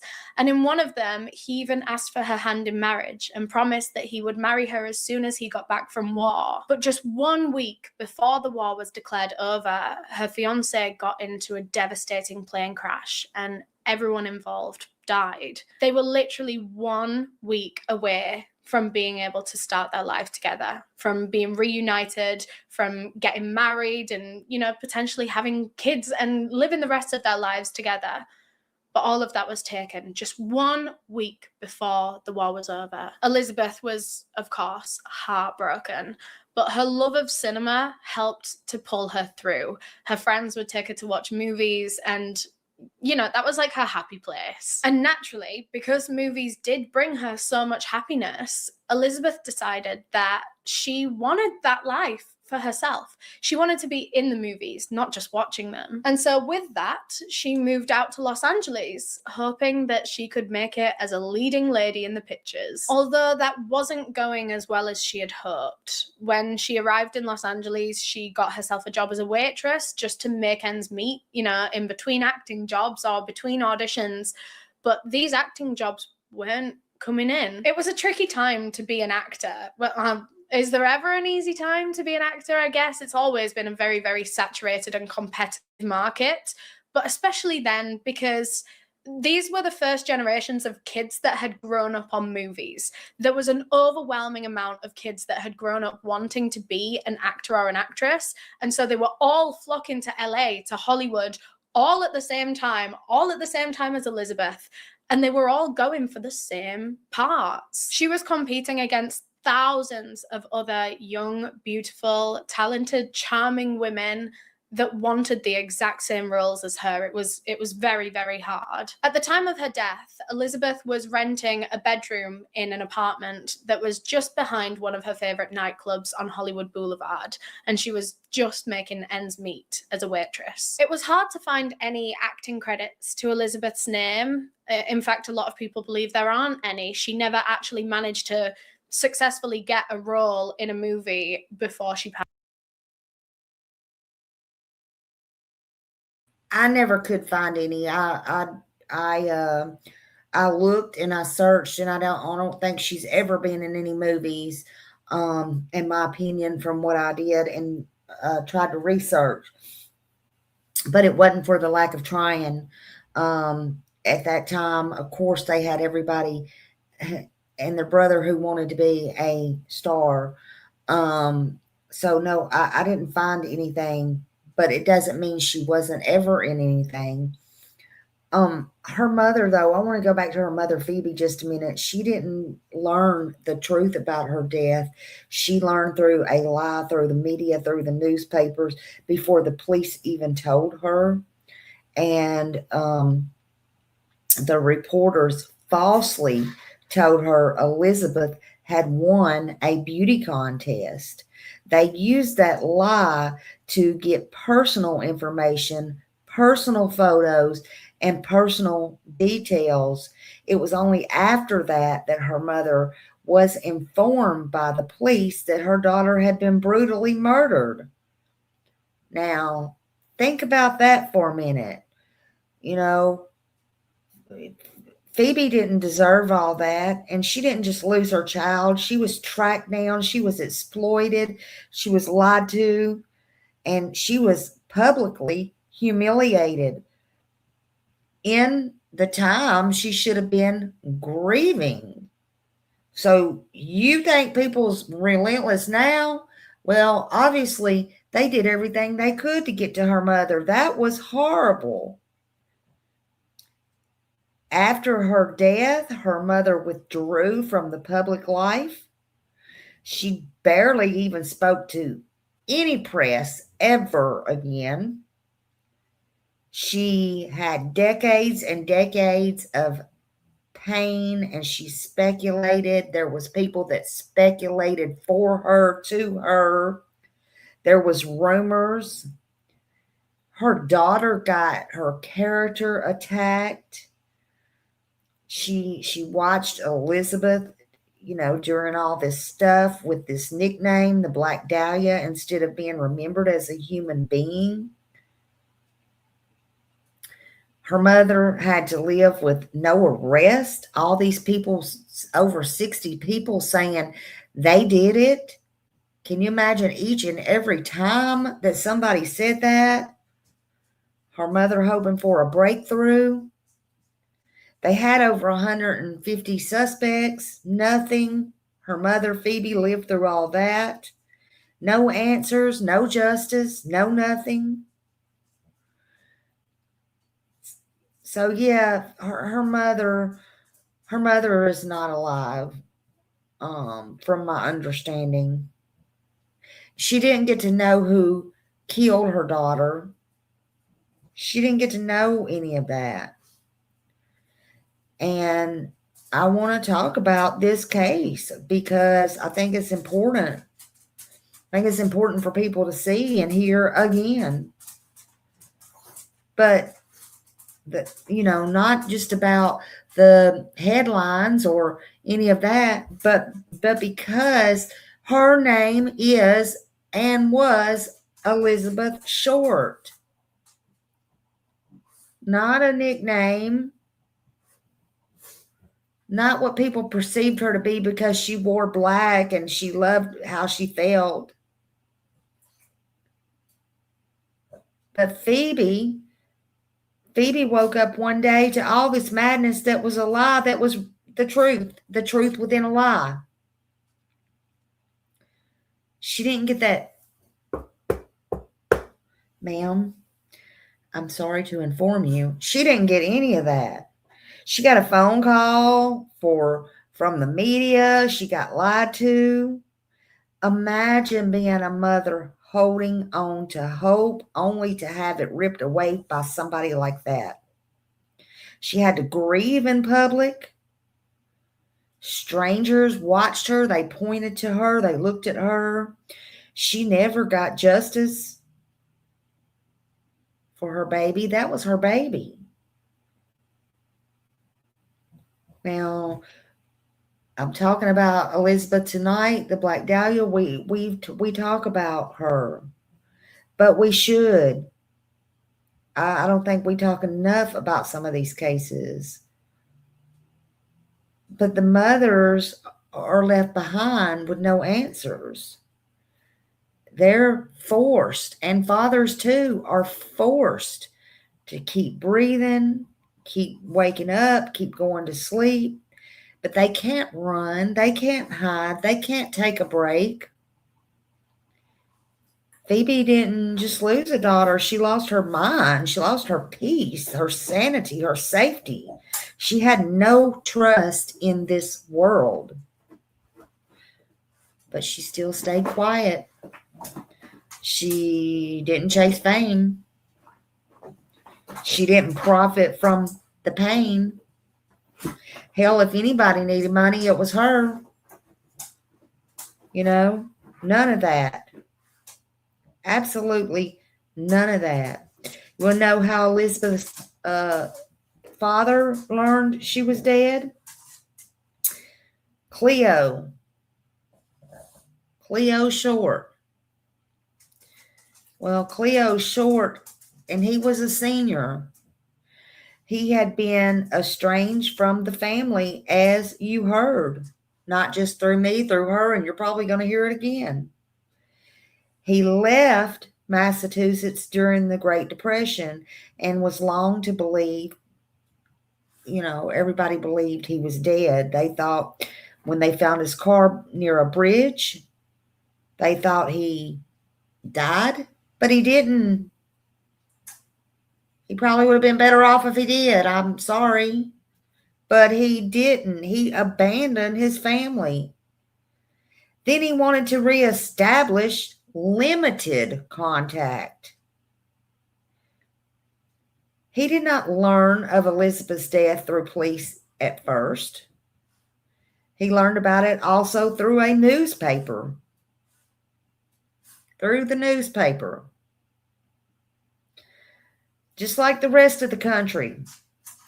He saw the horrific headlines splashed across newspapers and news. Now, some thought he did horrible things, and he did. But I don't think no parent deserves to find out their child's dead from a newspaper. I'm sorry, I just don't.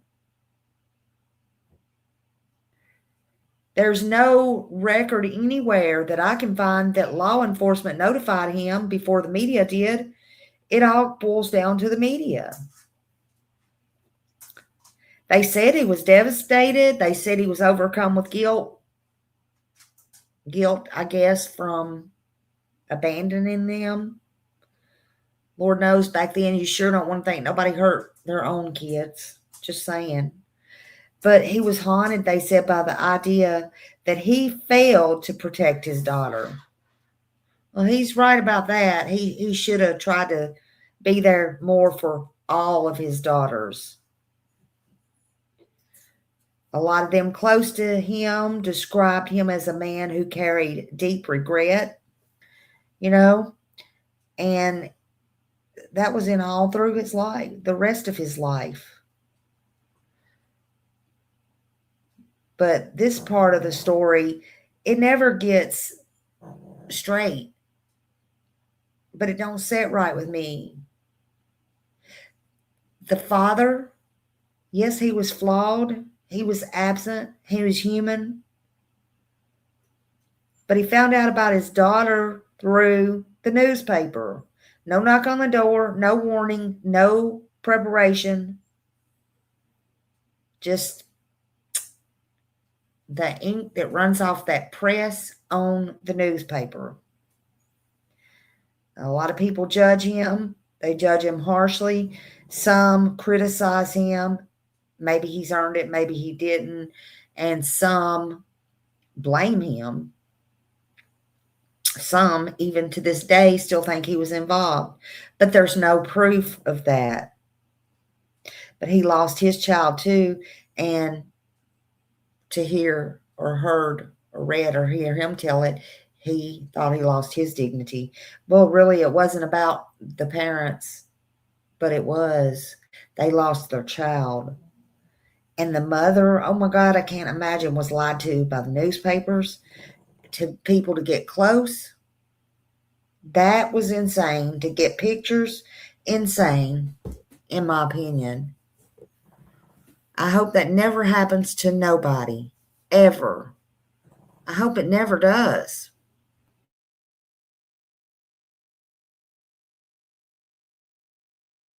Passed away. And that's one thing that people sensationalize about the Black Dahlia case so much, is that this was a young, hopeful starlet who just wanted to be a famous actress, but she was brutally murdered before she could ever make it. But then in death, she becomes this infamous murder victim, the Black Dahlia. People think, oh, she never achieved the fame in her lifetime, but in her death, she is very famous. They say that she achieved her dreams in some kind of warped way, but sadly she just wasn't around anymore to see how famous she had become. And I don't love that way of looking at this case. I mean, I get what people mean by it, but it also just feels a bit icky. Like, Elizabeth never dreamed of becoming a famous murder victim. No one ever dreams of that. This isn't achieving anyone's dreams. She wanted to be an actress.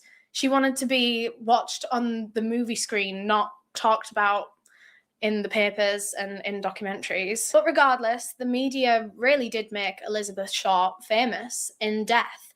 They came up with the nickname the Black Dahlia for her very early on, and it's not 100% confirmed why or how she got this name. Some people think this was already her nickname when she was alive. People used to call her the Black Dahlia. Although my theory, the closest theory that I've found, is that this was a nickname given by the media. Back then, the media used to nickname pretty much every murder victim that was found, like, out in public, and it was like big national news. They would all have some sort of nickname. And I think the way that they got this one, there was a movie out at the time called The Blue Dahlia, and of course Elizabeth really wanted to be an actress, and she had this very striking dyed jet black hair. That was one of her most noticeable features, was her curly black locks.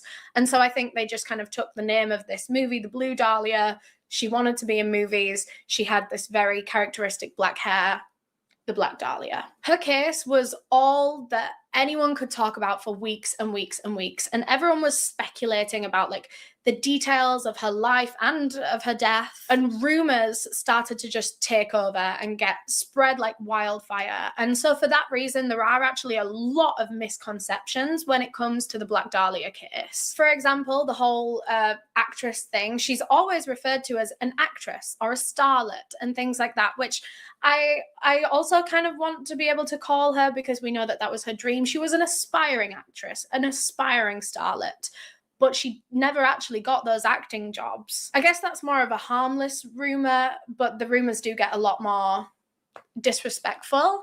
A lot of people think that Elizabeth was a prostitute, or she was involved in porn movies, and then this is how she got herself into that situation. All very victim-blamey things. And they're not even true. She wasn't a prostitute. She was never in porn movies. Nothing like that. In fact, her friends said that Even she if was a little she bit was, of a prude. she did Like, not she deserve wouldn't any of this. let men go all the way with her very often. She was very picky about who she gave her time and her energy to. So none of that is true. There were some rumors that maybe she was a lesbian and she hung out in these lesbian circles, and then it was a lesbian that did that to her. I don't know. There were even reports that she was friends with Marilyn Monroe, and Marilyn Monroe was in these lesbian circles, and maybe they were a couple, and, you know, shit was really, really getting out of hand. And none of the rumors are true. I think a lot of it is because the media saw Elizabeth as this young starlet that was cut down in her prime before she could even make it. They want to sensationalize and scandalize her life, just like they have with her death. Essentially, they wanted to make it a real life film noir. They were acting as if this woman wasn't a real woman with a real life and a real past. They were making up a character as to who the Black Dahlia could be and how she could have gotten herself killed like this. Journalists were very, very hungry for a new spin on the Black Dahlia case back then, so I think that's where a lot of these rumors came from. They were literally just pulled out of their ass, really. And this came to a head one day when a journalist found Elizabeth Short's mother's phone number. No one had found her family's contact details yet, not even the police. Well, actually, around this time in like the 1940s, early 1900s, the police and the media and like journalists and reporters would work alongside each other. They would kind of share the information that they had back and forth. It was a mutually beneficial relationship because they were both looking into this case from two different kind of lenses. And so they would often share a lot of the information that they got. However, it was actually a journalist, a reporter, that first found Elizabeth's mother's phone number. That was the first time they would actually be able to contact her family. Right now, her family out in Massachusetts didn't know that she'd been murdered. So a journalist finds this phone number, and instead of handing it over to the police and letting them call her family and break the news in a professional, formal way, the journalist decided to call up her mother first, before anyone else could. But instead of using the number to call up and inform her mother, they actually used it for personal gain to be able to get details for an article. They called up her mother and said that they were the hosts of a beauty contest out in LA, and her daughter, Elizabeth Short, had just won. And they were wanting to write a celebratory article about their winner. And so they were asking her all these different questions and asking for stories about her daughter, just getting details. And of course, Elizabeth's mother was very proud hearing that her daughter had won a beauty contest out in LA. To her, that is very comforting to know that her daughter is, you know, achieving the kind of things that she wants to. I'm guessing totally beauty agree. contest circles will overlap with actress circles. So she was very proud. She was freely giving over all this information to the journalist on the phone. And then after about 10-15 minutes of this, the journalist drops the act and lets her know that Elizabeth hadn't won a beauty contest. She had died. She had been murdered, mutilated. Let me tell you something. If I was that reporter or newspaper person, whatever they were, whoever they were, they really should be ashamed of themselves. First of all, it's one thing to lie and all the things that they did to this poor, poor mother. But then how dare them have the audacity in the same breath and the same sentence and the same phone call say, oh, not really. Not really. I just wanted to tell you she's dead. She's been mutilated. She's been this. She's been that. Can you imagine what Phoebe... It's a wonder she even survived that. My God. Oh, Lord, honey.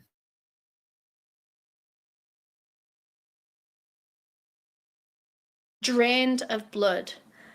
And this is how her mother found out, which is just one of the most heinous things I think I've ever heard in a true crime case. For that journalist to actively try to lead her mother into, you know, this positive thought that her daughter was achieving things, and they were to actively lie to a victim's mother just makes me so angry. And then to just drop it on her like that, to switch and then drop it on her like that. It's bad enough to have lied to her for ages, but I'm sure there was a softer way to I don't know. That makes me so sad, though. I just want to skip ahead slightly. We'll go back to the police investigation in a second, but I wanted to let you know kind of what happened to Elizabeth Short's body after this, after the police investigation. It was, of course, released to her family for them to be able to give her a funeral and lay her to rest. I mean, they had to keep the body for a long time because that was kind of the only evidence that they had. But eventually, when it was released to the family, it was embalmed and essentially kind of put back together and embalmed so that she could be buried in all one piece. Back to the police investigation. The search for the Black Dahlia killer was going very, very slowly. They were getting a lot of leads in because this was a very quickly famous case. Everyone was talking about the Black Dahlia murder within a day of it going out in the news. And so they were getting a lot of leads. But that's the thing about such a famous case that brings in a lot of leads. Most of them are going to be useless. That was until January 21st, 6 days after Elizabeth Short's body was found.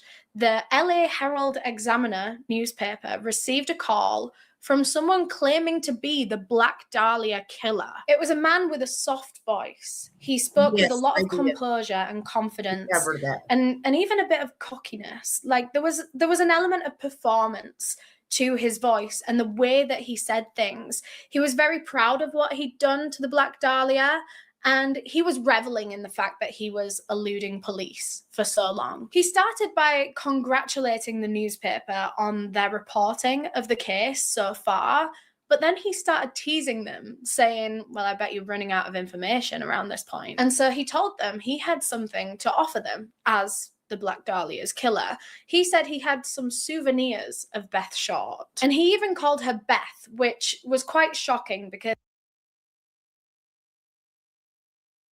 Now just think about that. Her mother then had to go through all of that BS. Just think about that. You got somebody offering up things they have of her. You got all of this stuff that I did this and I did that when they probably didn't do shit. But listen, how do we know they didn't? The police didn't arrest nobody. How do we know they were just trying to be this infamous fool? I'm just wondering. Souvenirs, yeah, absolutely. And see, that's the thing. Most of these people do keep something of someone they have harmed in death like that as a souvenir. So that's what I'm saying. What I don't understand at that point what the cops, I just don't understand why this could not be solved. I don't, but that's just me, you know. So full credit, yeah, absolutely. Full credit, go over there and sub up to her. She's doing a great job. Yeah, she absolutely, you're right about that. Yep. So like, yeah, a trophy. Sometimes they keep the driver's license. Now that's what BTK did. He tried his best to keep all the ID and driver's license. Remember in that little box out in the shed or whatever. They found all that afterwards. So yeah, it was kind of like a trophy. Yeah, absolutely.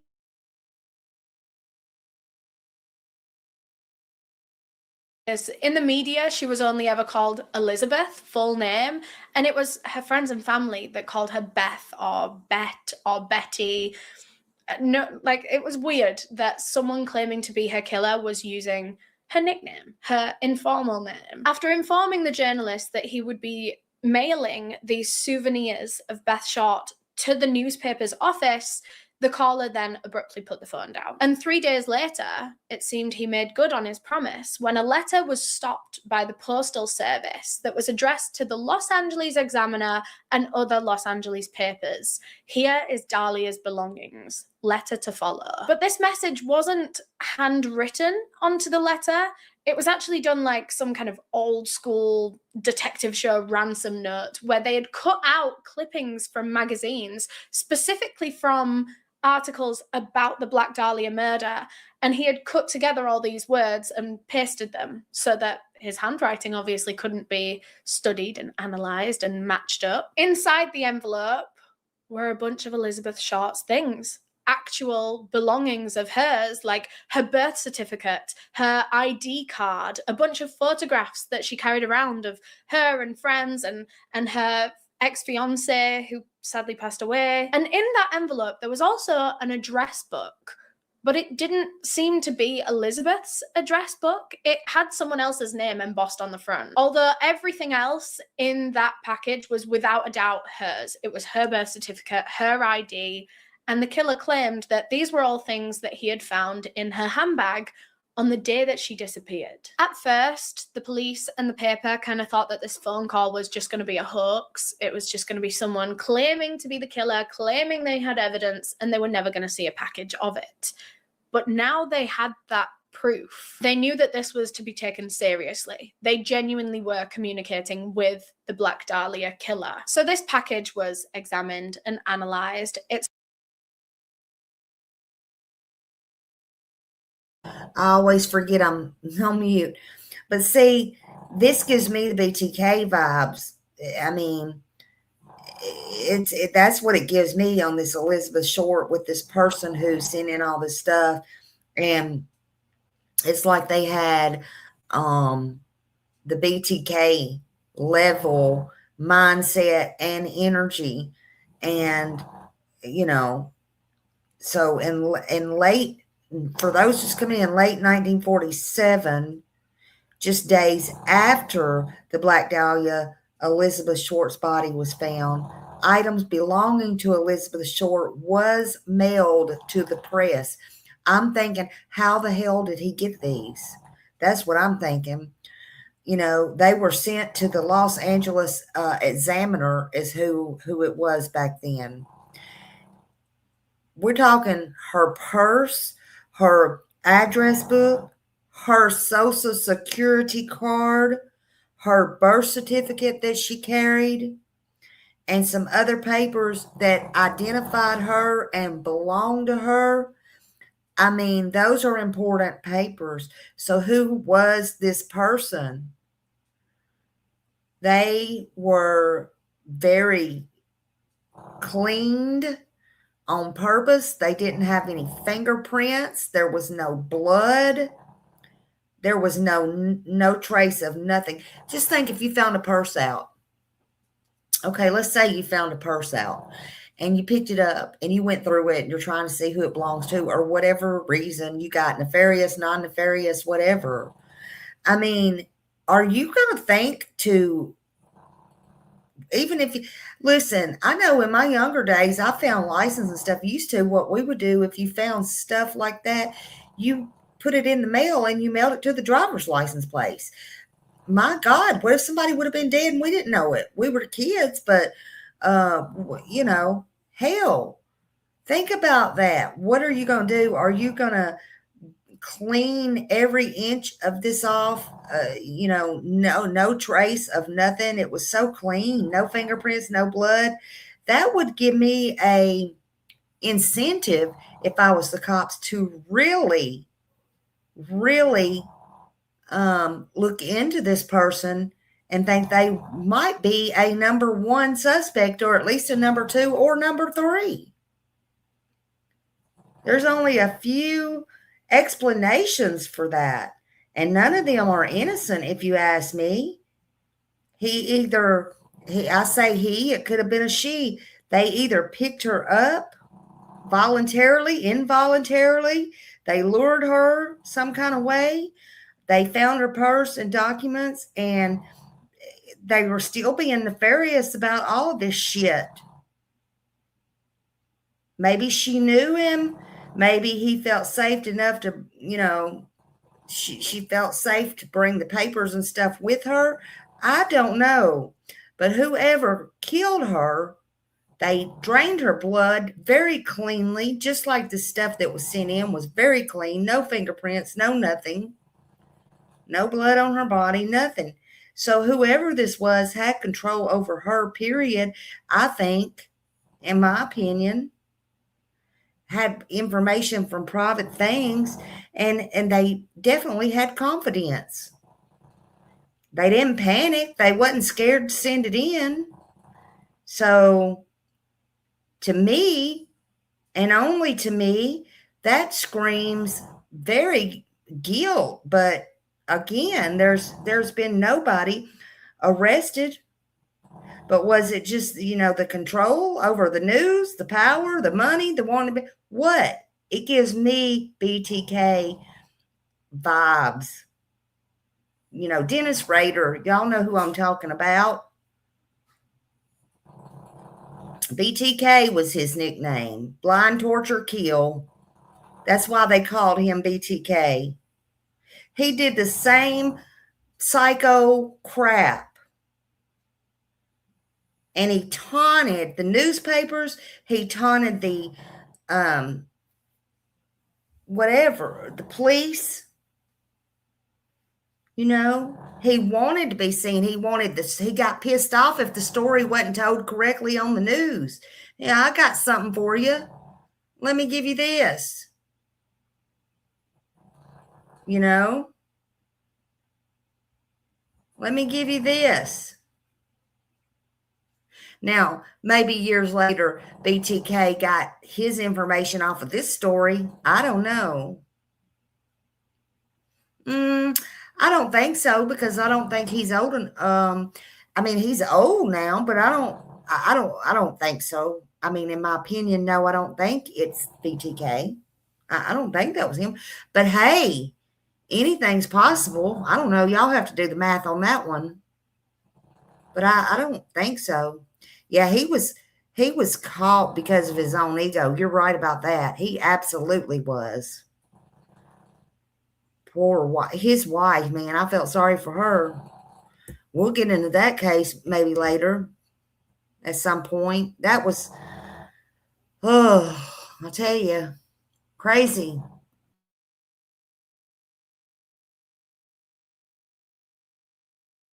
smelled very, very strongly of gasoline. And when all of the different items were tested, it was found that they had been rubbed with gasoline in order to get rid of any fingerprints on them. There wasn't a single fingerprint on anything, not Elizabeth's, not anyone else's. It's scary how much the Black Dahlia killer knows about everything, about how to dissect a body, about how to avoid getting fingerprints on evidence. Like, he seems to know so much, and he's always one step ahead of the police. The package itself and all of these belongings didn't really give them many leads to go off. It was just proof that they had communicated with the actual murderer.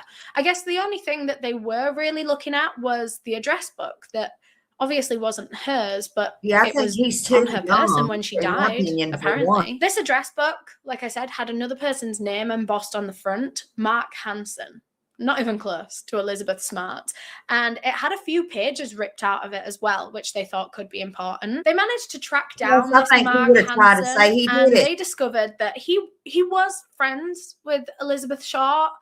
I think he was a bit more than friends with her. I think he was quite a seedy character, honestly. He strikes me as kind of not exactly a pimp, but definitely a womanizer that would offer women in need a place to stay with him. He was quite a wealthy man, and he wanted women's company, and he knew that a lot of these women needed a place to stay, and they wanted to go out for meals and, you know, all this kind of stuff. And I believe Elizabeth Short was one of those women. She came to LA with not a lot of money, and these are the kind of women that Mark Hansen would target. He would identify how they were vulnerable, and then he would offer them the things that they needed. So from time to time, Elizabeth had stayed with him at his house. He said that Elizabeth was actually using his address book at the time as her own, because it had a lot of their like mutual friends' numbers in it and stuff. So he'd just given her it, and you know, this is the first thing he'd heard of it since she disappeared. 2 days after receiving that package from the killer, the newspaper office received another letter, although this time it was handwritten. The note said, "Here it is, turning in on Wednesday, January 29th, 10 a.m. Had my phone at police." And it was signed Black Dahlia Avenger. The letter even included a specific location that the police believed this person would be going to at 10 a.m. on January 29th to turn themselves in. So just before that time, police kind of surrounded it and hid out a little bit, but no one ever turned up. Nothing ever happened. Another note arrived at the offices shortly after the last one saying, "Have changed my mind. You would not give me a square deal. Dahlia killing was justified." And this third letter was back to magazine cutouts now. And a lot of people have debated whether these last two letters are from the same person, if they were genuinely having a back and forth, or if the Black Dahlia killer had sent that one letter with the items, and then other people were just kind of doing copycat things and trying to lead the police along. You know what the general public can be like when a case is very infamous. A lot of people want to get involved, even if they're lying. Regardless of whether the last two were confirmed, a lot of people think they are real. I will just say that. Like, they are believed to be a part of the Black Dahlia case. It's just me personally that's kind of been like, are we sure? But even if those last two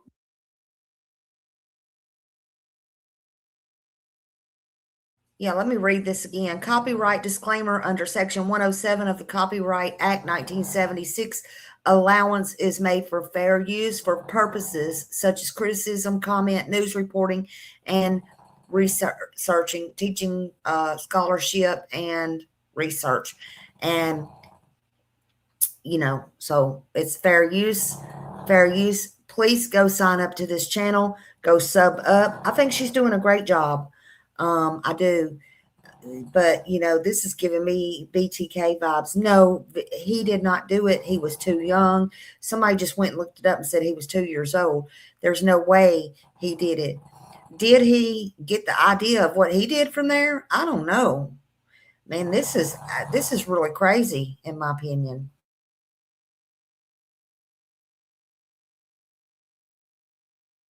Weren't from the actual killer. That first phone call and the letter certainly was. And to me, it is terrifying that this killer that is managing to get away with it as of currently, he is actively toying with the police, messing with them, leading them on a little bit. He's kind of drip feeding them the evidence and being like, okay, I can see that you're not solving this case very well. Here, have some of the evidence. It's very cocky. He's very aware that he is always one step ahead of the police. It is scary how well he could wrap everyone, including the police, around his finger. Police themselves were damn scared about this case. Like, they felt like no matter what they did, it wasn't happening quick enough. They weren't getting anywhere with anything. They had over 750 detectives on this case that had come in from all over America to try to put their heads together and solve this. But it still wasn't enough, or at least it wasn't working quickly enough. They had upwards of 50 false confessions. So many people, that is so many people that want to confess to a murder that they haven't even done. That kind of psychology confuses me so much. You would be one of the most hated people in the whole entire world. Why do you want to be like, oh yeah, that was me? And it wasn't. Of course, police took a lot of these false confessions quite seriously, especially at first. You have to look into everything. You have to give everything time. But it turned out to just be a lot of attention seekers that were just kind of wasting time. So, as I said in the beginning, and as I'm sure a lot of you already knew, the Black Dahlia murder is still unsolved to this day. The police never actually managed to pin this murder on one person and get them charged. We still don't know for sure who killed Elizabeth Short, but there are a lot of suspects. You know, there are a lot of theories that the rest of this video will be focusing on. A lot of people think that Elizabeth Short could have been a victim of a serial killer, or they were called chain killers at the time. The term serial killer hadn't even been invented back then. We'll get into this a little bit later because I think these serial killer theories are not so promising. I think the individual suspect theory. Let me say this. I mean, the case never stopped. It didn't stop breathing and get cold because this fool wouldn't let it, for one. That's not why it got cold. But the murder was brutal. But these letters, oh my God, can you imagine every time that the mom had to hear this, or maybe, or this, that, or the other? The family, the siblings. She was one of 5 kids. She had 5 other sisters. She didn't have any brothers, but she had 5 other sisters. These letters are creepy. You know, that's where the soul of this case turns dark in a whole total different way, in my opinion.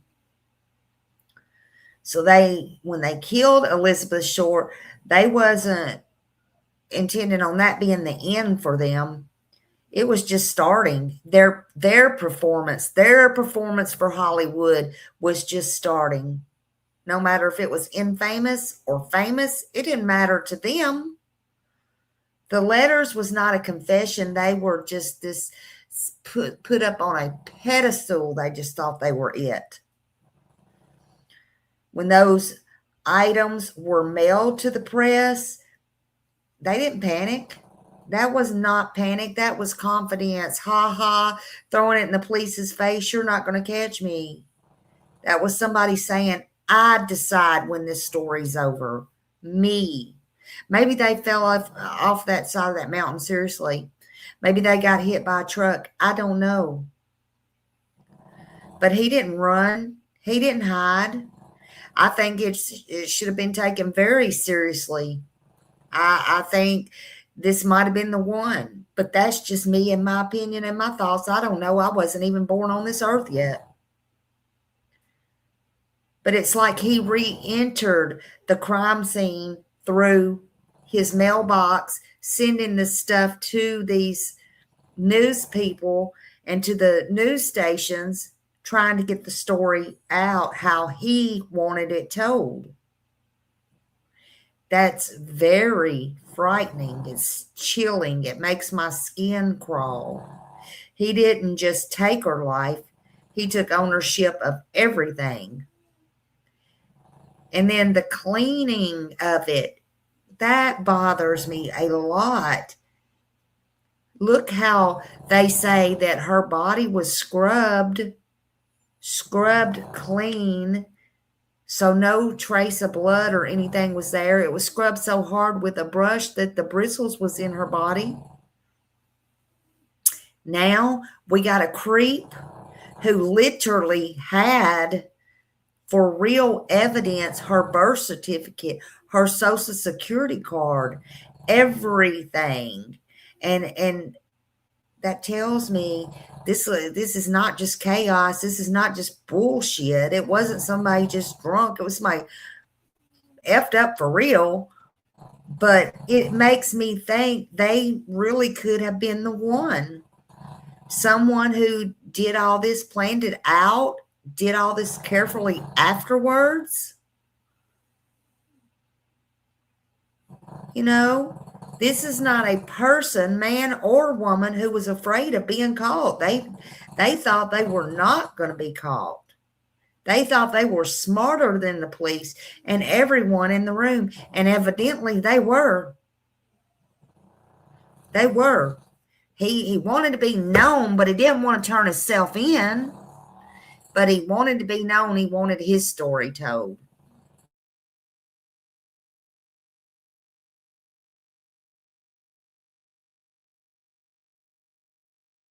In this case are a lot more, I don't know. I think you'll gel with those ones a lot more, but I will mention the serial killer theories at the end because they are interesting and they are worth thinking about. Also, based on the evidence that we do have in this case, police believe that Elizabeth knew her killer and the killer knew her beforehand. She wasn't just a random victim of a serial killer. The fact that pages were torn out of that address book is the main thing that makes me think her killer must have known her enough to be in that address book. Maybe they were getting rid of their own details so that they wouldn't be connected. So there's 3 main named suspects in the Black Dahlia killing. The first of which was a man that she was seeing at the time in the run-up to her death. Robert Manley was a former army man that had actually had to drop out of the army for mental health reasons. He was nicknamed Red by his friends and family because he had bright ginger hair, so I'm going to be calling him Red in this video. He'd met Elizabeth about a month before her murder. He had been driving his car past a bus stop and noticed her standing there waiting for the bus, and he thought she was just breathtaking. So he pulled his car over and tried to chat to her, but apparently she didn't really want anything to do with him. She didn't talk to men like this very often. She was quite to herself, and so he was trying to get her attention, trying to talk to her, and she wasn't really talking, and he asked her if she needed a lift home, and she did. So she got in the car with him. Once they were in the car, they were driving, they were chatting, and they got on really well. And Red ended up asking Elizabeth on another date. And then for the next month, the two of them met up every now and again to go out for dinner or for a drink. And yeah, they did get on pretty well. But this was still very new. It was very early on. They'd only known each other for about a month, so they weren't serious. The last time that Elizabeth and Red went on a date was January 8th, which is the day before Elizabeth went missing, the day before she's believed to have been murdered. So they think she was murdered on January 9th, but her body wasn't actually found until the 15th, which is why a lot of people cling to this theory, because she went on a date with Red the night before. I believe he lived in San Diego, which is about 2 hours away from LA. So he'd come to pick her up, he'd brought her there, and they had a really nice date. But then she missed the last bus home. So that night, she stayed with Red in a hotel in San Diego, and the next morning, he drove her back to LA. And she was seen at her hotel. She stayed at the Biltmore Hotel sometimes in LA, and she was seen there on the morning of January 9th. And that is the last time Elizabeth Short was seen alive. That day, she disappeared, and then her body turned up 6 days later, completely mutilated. Some people think that during that 5-6 days between her going missing and her turning up dead, some people think that she was alive for a lot of that and that she was just being held somewhere and tortured by some madman. Although some people do think that she was killed the day that she went missing or very shortly after, and her body was just being messed with by her killer for a long time. And I think the truth probably lies somewhere in the middle of that. The killer would have needed a long time to you know, do everything that they did to her, bisect her completely, drain her of blood. But we also know from her autopsy that the cuts on her mouth were likely done while she was still alive because there was bruising.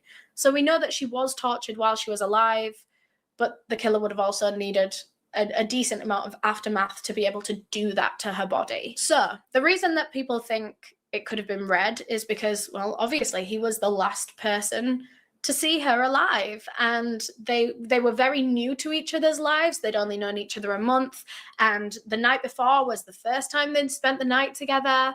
So who knows what happened in that hotel room? Who knows if things ended well or sourly. Red was called into the police station at the time. Police were obviously onto him straight away, knowing that he'd been seeing her recently. But from the very beginning, he protested his innocence. He agreed to take 2 polygraph tests, lie detector tests, and he passed both of them. But as we know now, polygraph tests are a load of shit. They are not reliable. They're not very accurate. They don't really mean much at all. But back then, in the 1940s, that will have been a big deal, that he was very confident and willing to take 2 polygraphs and then pass them. To them, that would have pretty much ruled him out completely. I'll say it again. My thought on polygraph test is this, and this is me and me only.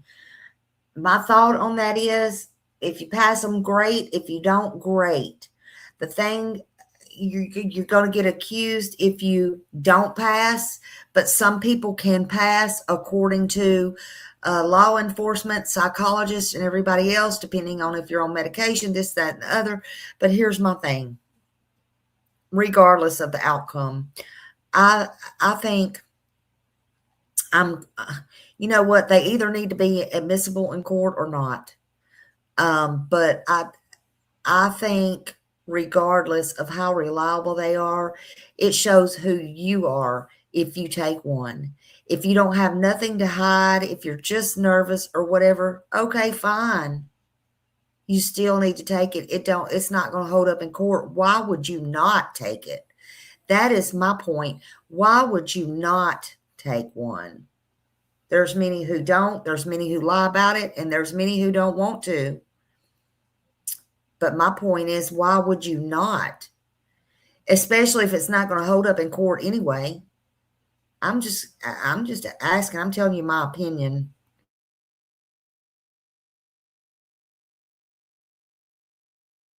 Although these days, that won't mean diddly squat. They could definitely still be the killer. Police never really had any other evidence against Red. It was just circumstantial that, like, oh, suddenly you meet this woman and then a month later she turns up murdered. Like, that was just kind of the connection there. But there is one more interesting detail that came out years and years, actually decades, after the Black Dahlia murder. And that was that Red passed away 39 years to the day that he last saw Elizabeth Short. And he died from accidentally falling off the top of his apartment building. Some people think maybe that wasn't an accident. Maybe he took his own life on the anniversary. I don't mean to laugh, but how many times have I been sitting here saying, if the killer fell off the side of the mountain or something? Jeez Louise. Or off that cemetery bluff. What in the hell? I'm just learning this too, y'all. Wow, wow, wow. Maybe he did jump. Maybe he fell. Maybe he jumped. Who knows? Wow. See, I ain't the only one who thinks this stuff sometimes. I'm just saying.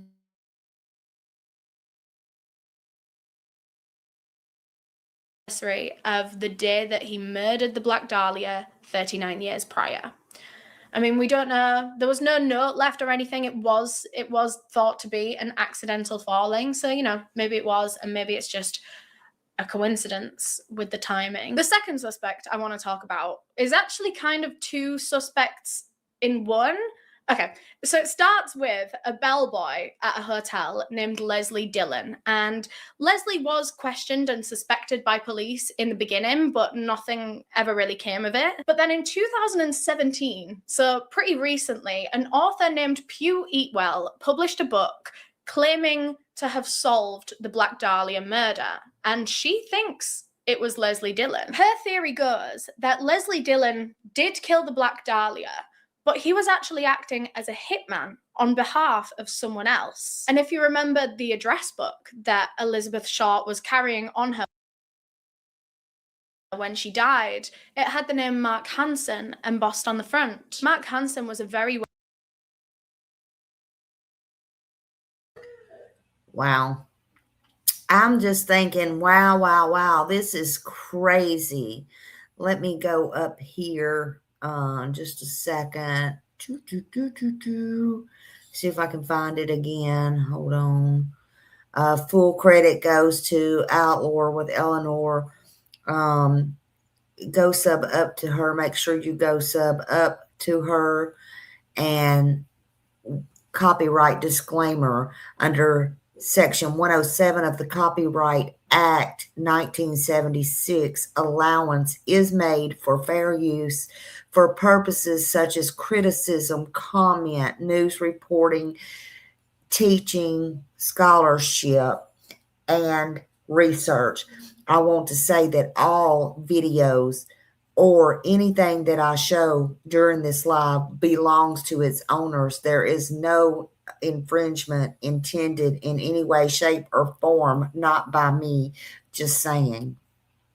Just saying.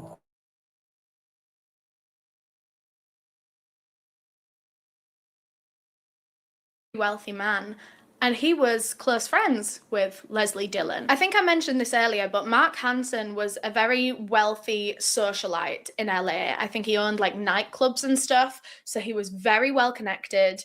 He knew people that knew people, you know? He was also kind of suspected by the police. I think the police were kind of onto this whole theory that maybe he was the orchestrator of the death and Leslie was the one that carried it out.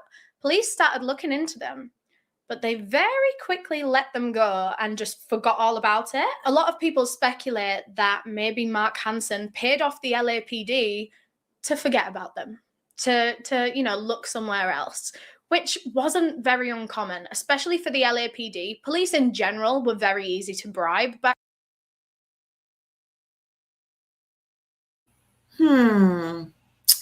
I say, I think that still goes on to this day. In my opinion, I think people are easily bribed. I do. Again, that greenback dollar, people are greedy. And back then, they had a lot of wealthy people. And, you know, back then it was probably, in my opinion, a little bit more easier. You know, Bronco? You know? Just saying. Y'all know I had to stop it then. I was just like,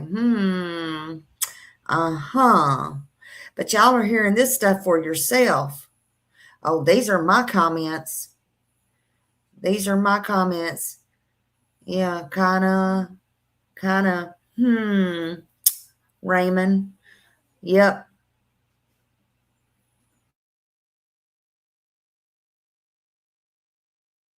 Back then, but especially the LAPD. There are quite a few parts of this case that are very bundled up in potential police corruption. You'll see it more as we go on, as we talk about the other suspects and stuff. It seems that a lot of stuff was covered up or not paid attention to properly.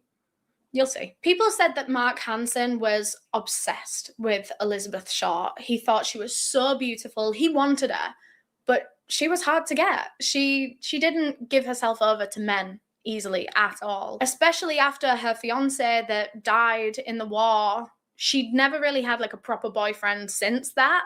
And so Mark Hansen, whenever he would see her in the bars and in the clubs, he would move to her and she would reject him time and time again. And people think that this could have been his. There were 160 suspects, and 60, I think it was 60, who tried to say they did this. I don't think the one she's talking about said they did it or even tried to, but it's very interesting. They had over 160 suspects. That's a lot. That's a lot for any case, in my opinion. Listen, Elizabeth, she was a person. She was not a damn prop. They thought she was a mannequin. She was out there just split in half. Trigger warning, sorry. But a mom walking her kid or strolling her kid in the stroller, 3 years old, found her and thought it was just a mannequin that one of the stores had threw out. This is where I get so mad and angry, because while the killer was playing chess with the press, Elizabeth was being humiliated all over again. She was having all of her dignity stripped away again. The newspaper was giving her these nicknames. The Black Dahlia. That was the headline. A body was found. It was the Black Dahlia. Instead of being known as a daughter, a sister, instead of this young, beautiful woman that she was. She was never given the dignity of being the person she was, or she was a human being.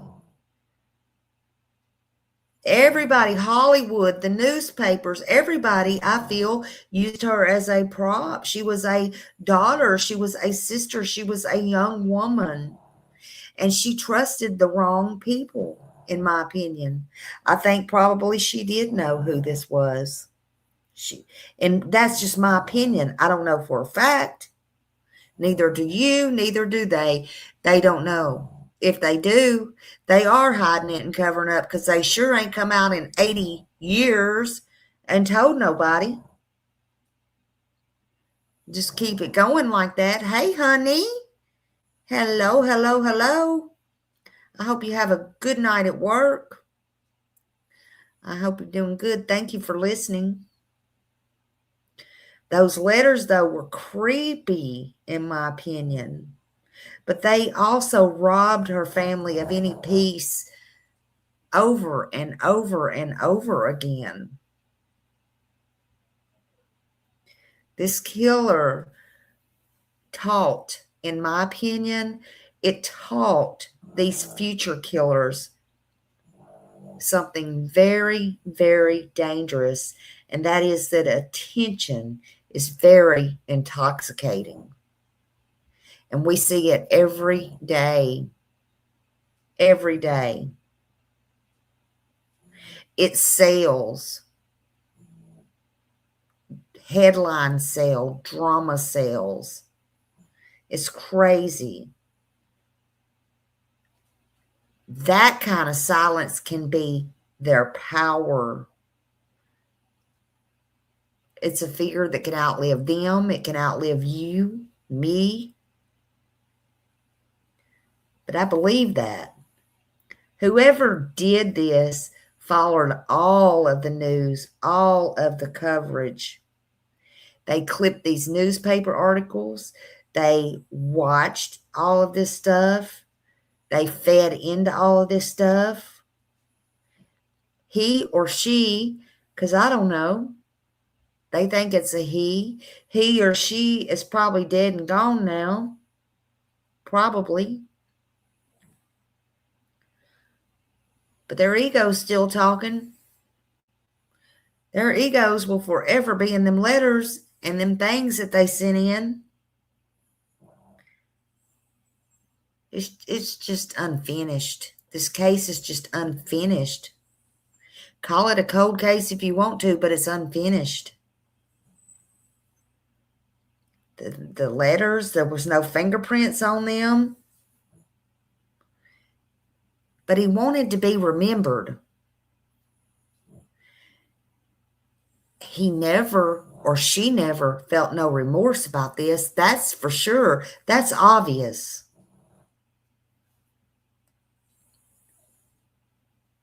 But he didn't control Elizabeth Short's name, because I'm speaking her name tonight, Elizabeth Short. And her story's still going to be told. Period.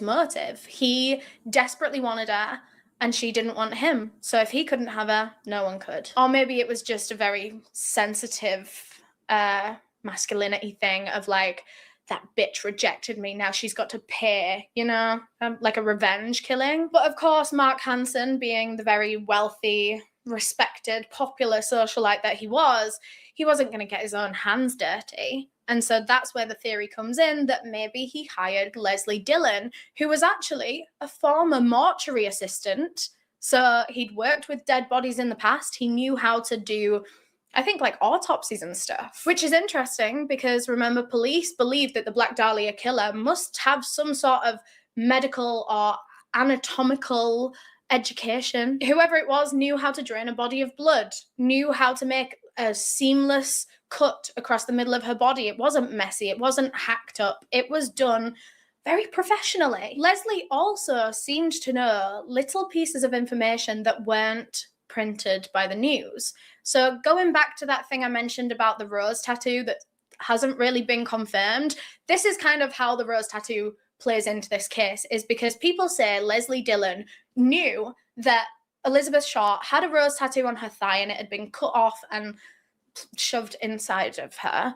And he told the police that, but that was never mentioned in the news. So that's supposedly some sort of evidence that he was the killer. But also, that being said, we don't know if the rose tattoo thing is even true. And when Pugh Eatwell was writing her book and coming up with her theory and everything, she came across an account from a motel owner in the area. They owned the Astor Motel. It was quite a small one, only had 10 cabins. It was quite a cheap one. The owner of this motel was called Henry Hoffman, and he said that on January 15th, 1947, the morning that Elizabeth Smart's body was found, Henry said that he opened the door to one of his motel cabins and he found the room covered in blood and fecal matter. In another cabin, he found a bundle of women's clothes wrapped in brown paper, and when he opened it, those clothes were also covered in blood. And this is where it gets mental. Instead of reporting any of this to the police, he has found a room covered in blood, clothes covered in blood. Instead of reporting it, he just cleaned it up. He just cleaned it up himself and got those motel rooms ready to use again. He said that the reason he did this, the reason he didn't contact police at the time was because I have cleaned, and I have cleaned. I don't give a damn. I'm just telling you now. I don't give a damn. I find some stuff like that, honey. My boss is getting called, but I will walk the hell away. I ain't cleaning up that shit. They got people for that. And more power to them. And this guy's going to say he just cleaned it up and didn't think nothing was wrong? What's wrong with that picture? That's what I want to know. What's wrong with that picture? Oh my gosh. That person.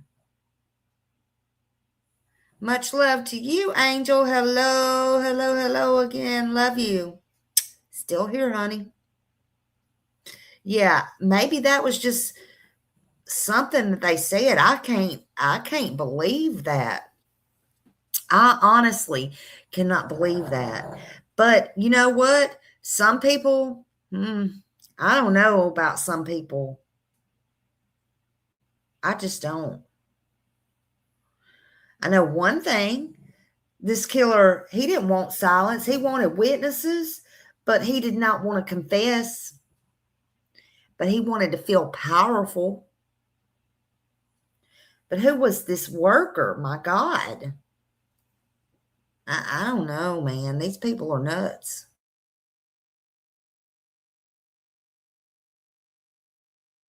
Had already been seen by the police a few days prior for domestic violence charges against his wife, and he just didn't want to He just didn't want to deal with the police right now. He didn't want any more accusations against him, I guess. So he just didn't. He could have cleaned up the Black Dahlia murder scene and never once told the police. So that's what Pugh believes. Oh, yeah. This is where When I was Elizabeth down Shaw in was there, tortured. Went to where Ma Baker and them was, and they had that shootout. They had everything pretty much original, but that one little closet space, whatever, they never put any carpet down. They didn't change the floor. And all these years later, there's still evidence. But the problem is, second to number one, the problem is, why don't they go back and check it? Even all these years later, was somebody paid off? Why is that not important check? They had 160 people. I don't know, man. I think all of this was mishandled, and I think it's just gross. It's sad.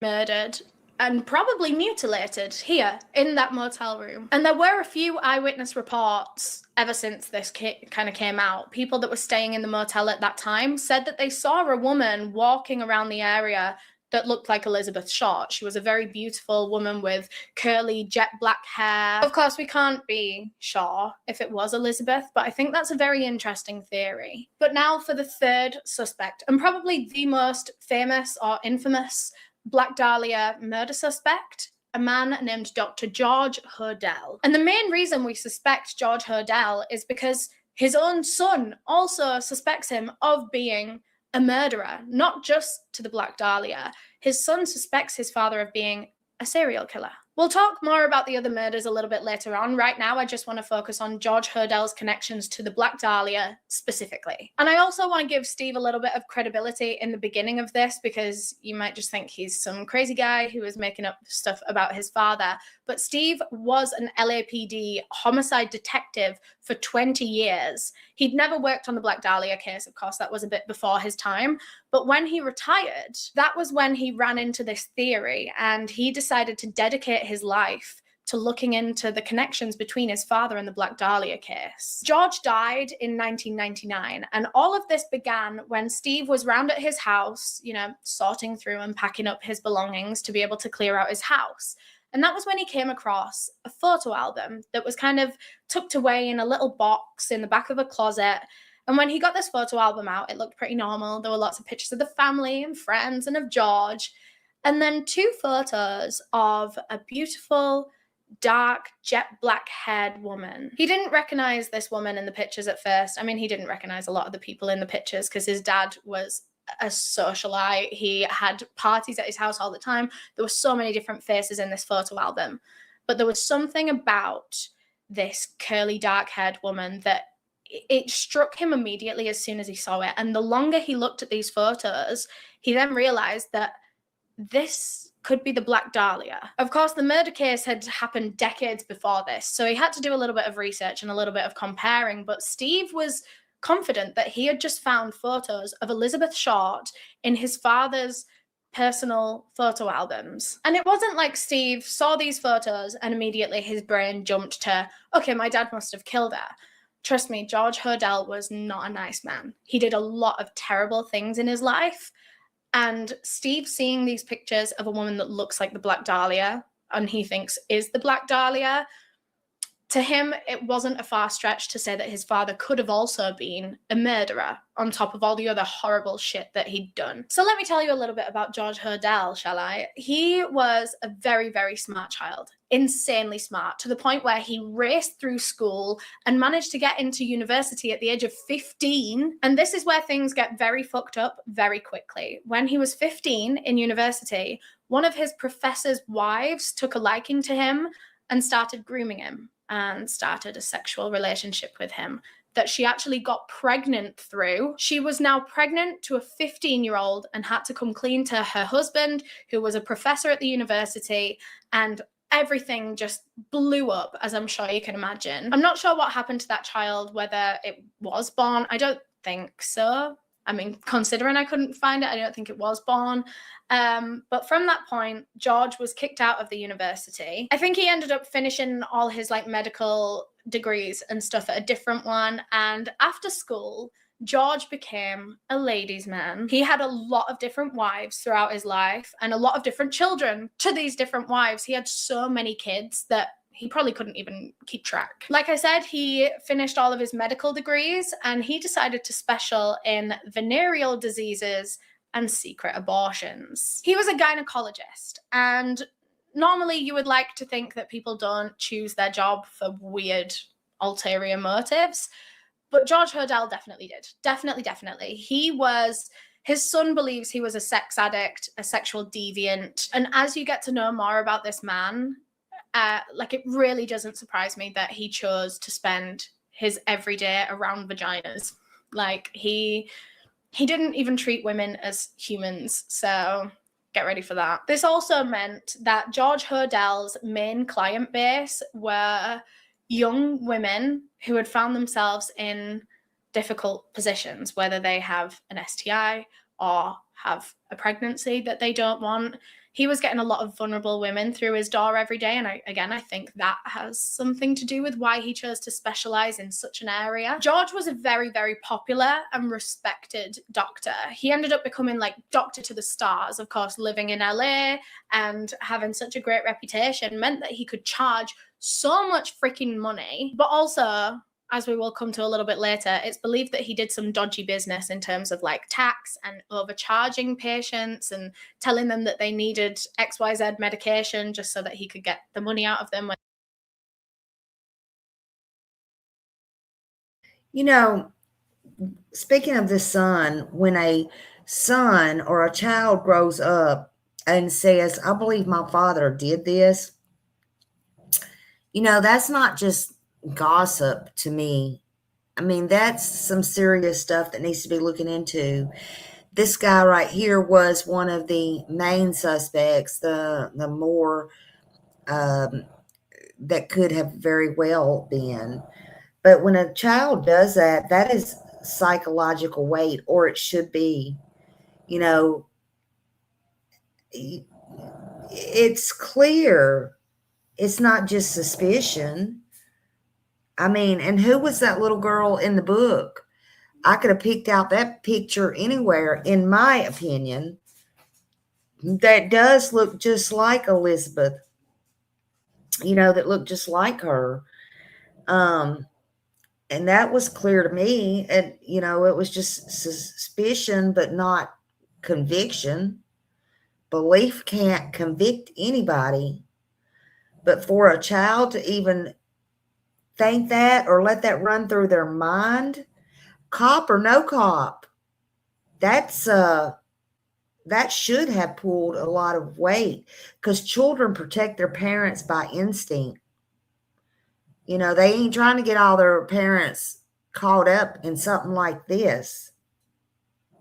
You know, it's sometimes it can be dangerous, I guess, but that instinct, it breaks, and it broke for nothing.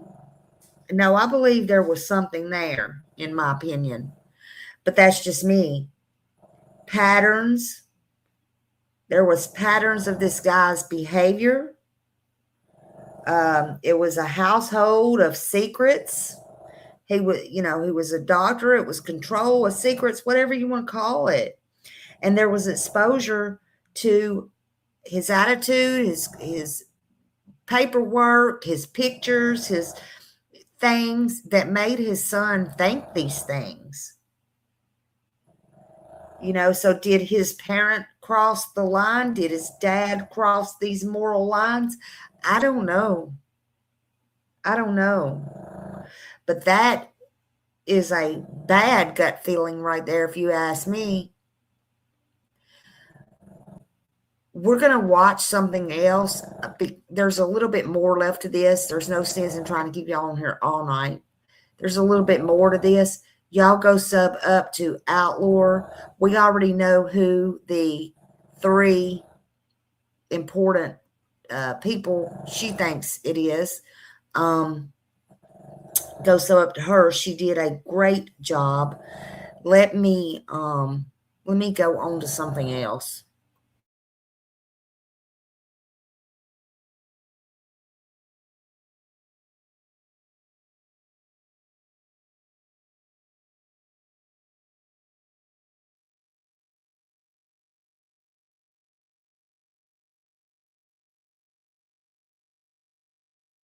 Truth. Steve Hodel cannot let go. I'm not going to give up until the whole world recognizes the truth of this. He's returned to the Hollywood mansion where he lived as a kid, here now not as a visitor, but as an investigator. And he's brought with him another retired cop, Paul Dosty, and Buster, Dosty's world-renowned search dog for human remains. Buster, ready to work? Let's find. The quest is forensic evidence to locate the scene of the murder of the Black Dahlia, as 22-year-old Elizabeth Short came to be immortalized in death. Her body drained of blood and severed with surgical technique, then placed alongside a sidewalk. An officially unsolved horror that invaded LA's consciousness 66 years ago and has never fully left. There was no blood at the scene. So they knew that she had been killed elsewhere. Steve Hodel was 7 years old at the time. His father, George Hodel, then a prominent medical doctor with some serious issues. The truth is, he was a sadist and a misogynist of the highest order. What never became public knowledge back in the 40s is that authorities suspected Dr. Hodel, questioned him, even put a bug to listen inside his mansion. But Dr. Hodel was never charged, and in 1950, he abruptly abandoned his family and fled to Asia. Son Steve Hodel grew up to a career as an LAPD detective. Then, a decade ago, retired Detective Hodel dropped the bombshell that became a New York Times bestseller and attracted the attention of news magazines, including NBC's Dateline. There's no doubt in my mind that my father, Dr. George Hill Hodel, was in fact the killer. And that Dr. Hodel tortured and killed Elizabeth Short inside the Franklin Avenue mansion while the rest of the family was away. Experts were persuaded, and further corroboration came when the DA's office unsealed files. Turns out the bug heard Dr. Hodel say, "Supposing I did kill the Black Dahlia, they couldn't prove it now." At another point, sounds of blows came from the basement. A woman screams out, more blows, more screaming. Then it goes silent.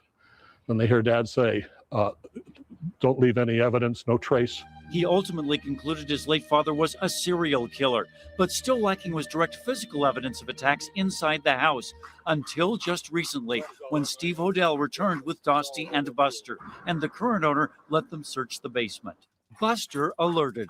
4 different locations inside in the basement, and I was amazed. What Buster's telling us is that we got a pretty solid decompositional signal. Possibly from the Dahlia's blood, or the unknown woman on the recording, or possibly traces that migrated from the upslope alley where Buster also alerted.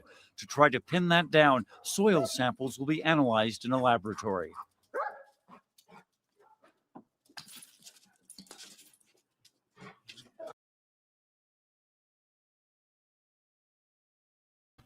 That who you just saw, credit goes to CBS-LA. He was talking to the news channel. That was the son that grew up to be a cop, that the girl prior to this that we were watching the video was talking about. He thought his father did that. That was him. He's no longer a cop. He's an older gentleman. This was a few years back. Well, several, because it was 66 years ago, and it's already been 79, 80 years. So it was several years back. And he brought his dog Buster in, and they got hits, allegedly, on the place. He was telling that to the news station. But, you know, I won't sugarcoat it. For a son to say, I think my father did this, and I think my father is a serial killer, that's not betrayal to me. It's a confession of what he felt, what it felt like to live under that roof of that man, that doctor, that person, his father. It tells me the father wasn't just a little off. Even if he didn't do anything, But he wasn't just strict or any of that stuff. Something was going on there. I don't know if it was this, but there was something going on there, in my opinion. He left an impression so dark that his son had to say that. And even years later, wasn't afraid to come out in front of the news and be labeled as his son to tell that. This case has letters sent for attention, surgical things. This could have been a doctor. It could have been a person that does the morgue, people in the morgue. It could have been anything. But it was clean cut. They knew what they were doing. The killer wanted an audience, in my opinion. They wanted someone close, someone who knew everything. And we don't know what was going on when his son was a cop. Now, I don't think his son had anything to do with anything, even if this doctor did. But maybe, just maybe, he also kept up with information and stuff through his cop son. You know, I don't know. But it takes a lot for your son or your daughter to accuse you of those things seriously. And evidently he was seriously. What are the odds his dad believing his dad did this and finding evidence all the years later? Well, I don't know what the odds are, but I think when stuff happens when you're a kid, and as he was even a cop and those instincts, I don't think he might have not have got a lot wrong. There's a lot of people, like the video we were watching prior to this, say this doctor was the one suspect who made the most sense. Is it possible? Sure it is. Probable? Yes, it is. But I don't know. I really don't know. I just think it's very strange. And I think it's something that 160 people, including this man right here we're talking about, was ignored by the police, never arrested for any of this. I find that very strange.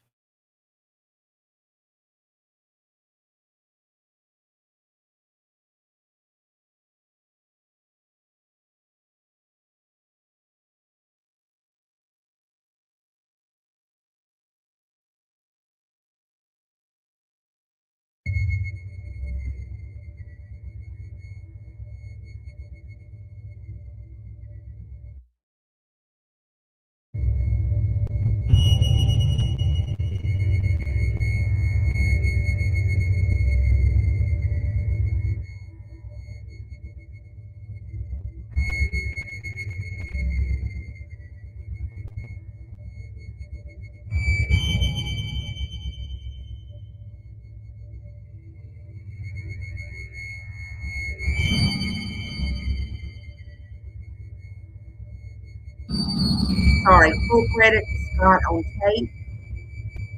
Popular cultural. What's going on, everybody? How you doing today? Welcome to Let's listen to him a minute. Overcast, gloomy day. We've had a lot of rain here in Los Angeles the past few days.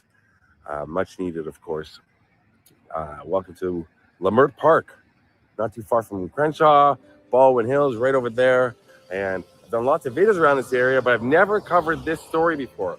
And it's been on my list since I started YouTube 8 years ago. It was overwhelming, though. There's so many parts to it. There's a lot to the story, and I was always like, how am I going to do it? What locations will I go to? So I kind of figured out. You put some music in the background as well. What I want to do regarding Elizabeth Short, the Black Dahlia, and it's a very, very famous case. If you haven't heard about it, you're about to. I'm going to tell you all about it. Another thing, I probably put a warning at the beginning of the video because there's crime scene photos that I may or may not be able to include. YouTube is very strict about things nowadays. And believe it or not, for someone who covers a lot of death and true crime on the channel, I don't like to see crime scene photos. I love horror movies, make believe, But when it comes to crime scene photos, and same with 911 calls, I've said that before, I don't like to, it's just something that never sits well with me, having to see them. And I find them very sad and disturbing for this. But I have included them before when it, you know, it's part of the story. This one, I can tell you the crime scene photos are horrific. And I may or may not be able to include them. We'll find it as we go along. This is going to take place here and also up in the Bay Area that I'm going to film the rest of this video after.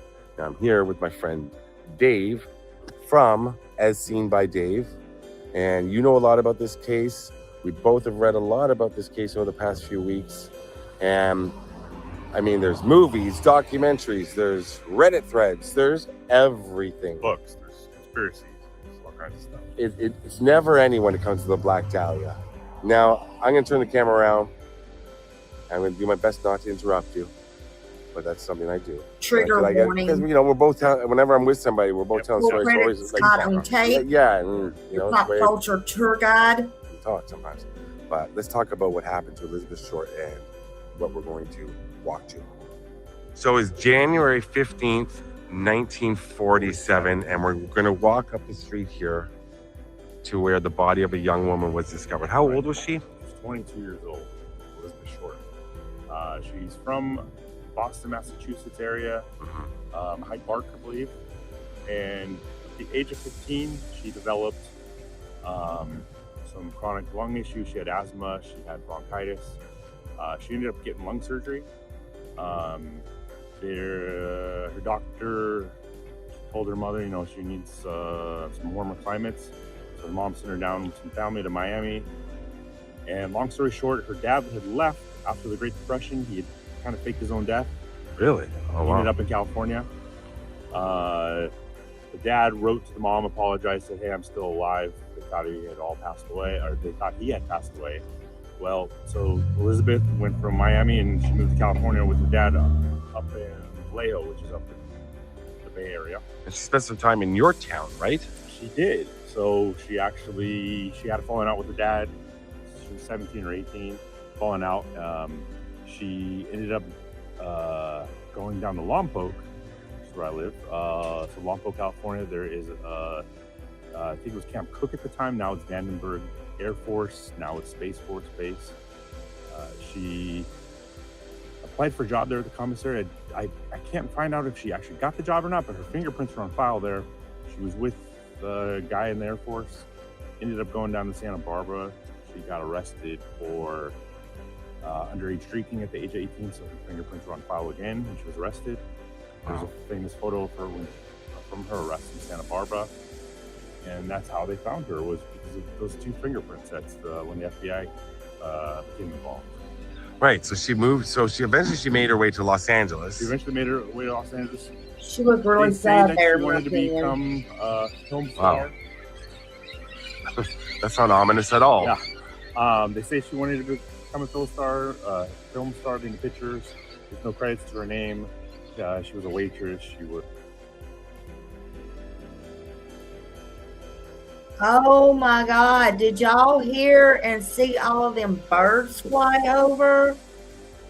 That was weird. That was very, very strange. Oh my goodness. Bless it.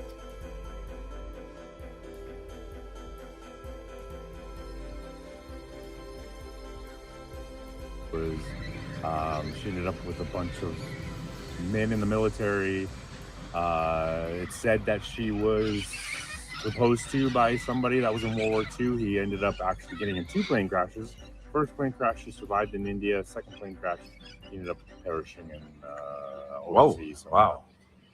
However, she ended up in LA, and January 9th was the last January day she 9th was at seen. the Biltmore, she was dropped off by a guy named Ray, I believe. She was meeting her sister there. All right, so she was last seen on January 9th. So that they had seen her make a phone My call. brother's birthday. That was the last time that she was seen, January 9th, 6 days before her body was discovered here. Right. So, yeah, her body was discovered up here, I'm not sure what we're going to find out, about 10 houses up.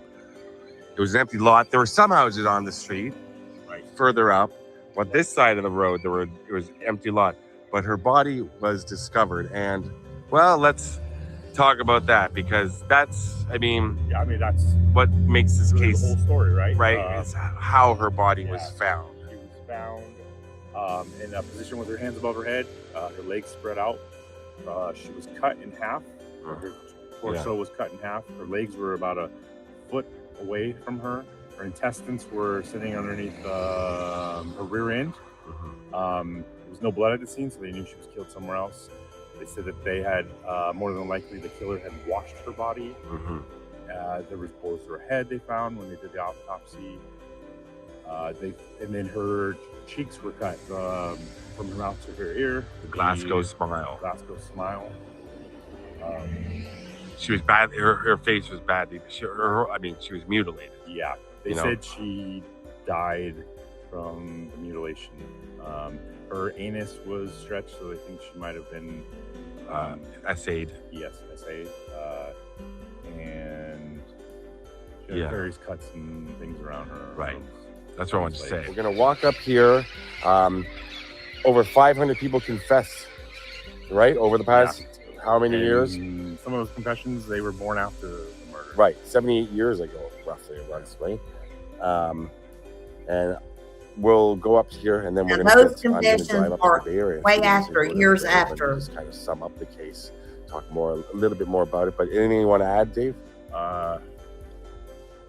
The police, LAPD came, but then that's what I wanted to say is LAPD mishandled the case. They didn't really tape off the crime scene. I think the first person on, besides who discovered the body, was a woman with a baby stroller. Right? Yeah, I believe so. But the first person on scene from that was a reporter, and sounds like she trampled. I mean, unbeknownst to her, she trampled the crime scene. And at the time, LAPD was there was corruption in there, and they didn't exactly know what they were doing. But yeah, it sounds like they kind of really mishandled this, and I think that's why it's unsolved. Right. All these decades later. Well, the FBI got involved, and you said it was 56 minutes? Yeah, 56 minutes later, so the LAPD called, and they sent in, I forget what they called, but it was, the old style fax, right, like a sound graph or something like that. And within 56 minutes, they knew it was Elizabeth Short because of those 2 sets of fingerprints she had. She applied at a job on the Camp Cook, and when she was arrested in Santa Barbara. Right, and she was called Black Dahlia because she liked to wear black sheer clothing. Right. And it was based off of the movie The Blue Dahlia, which was out at the time. Right. Right. Yeah. So, and the media it was a media frenzy. Yeah. About this story. And it was a huge.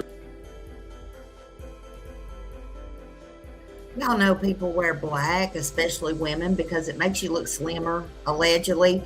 That's what they think. I'm just saying.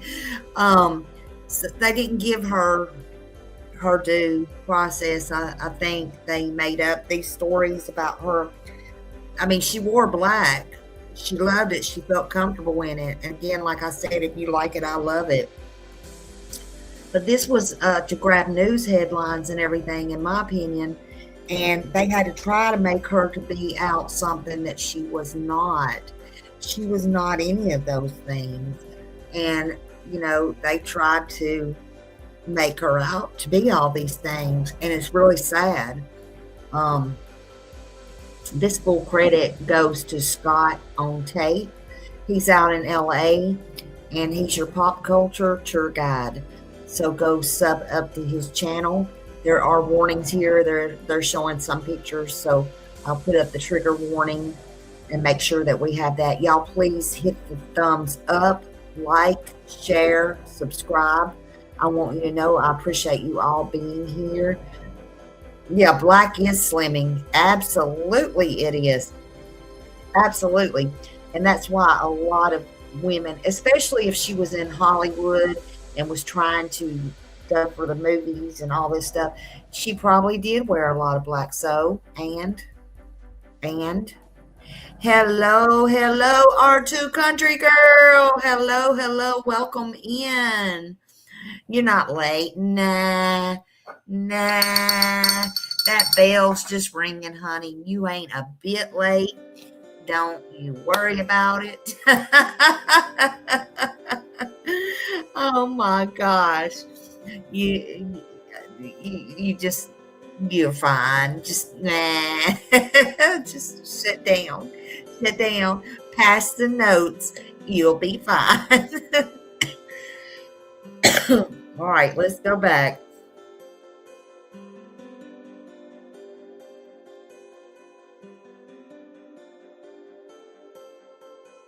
Story at the time, and it's still a huge story.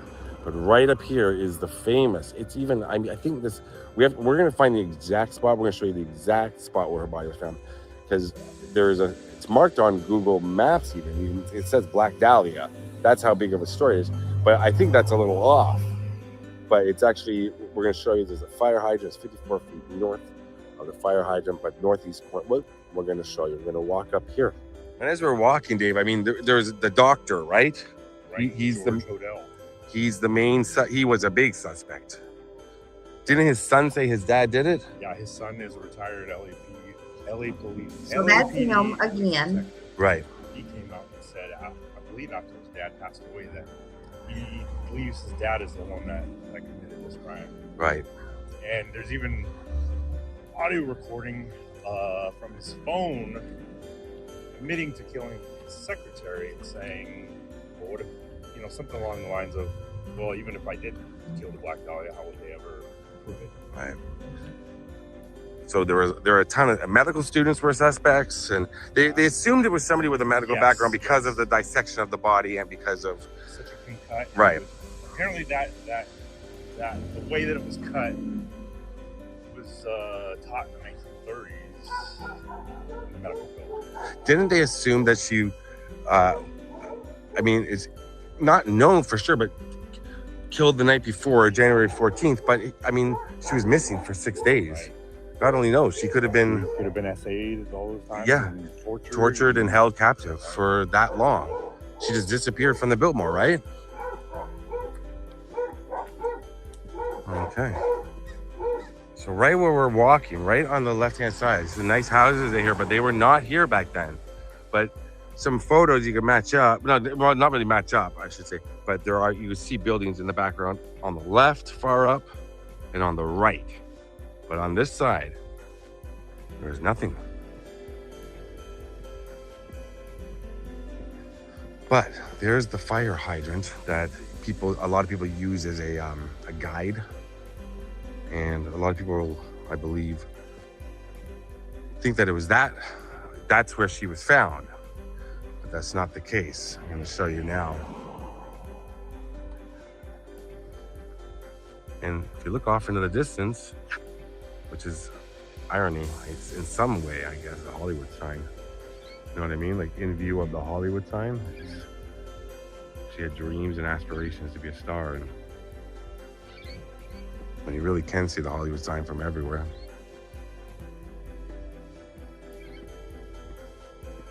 So, we're looking at fire hydrant right here. So, her body was discovered right here. This is the spot right here. Wow. Can you imagine? Wow, eh?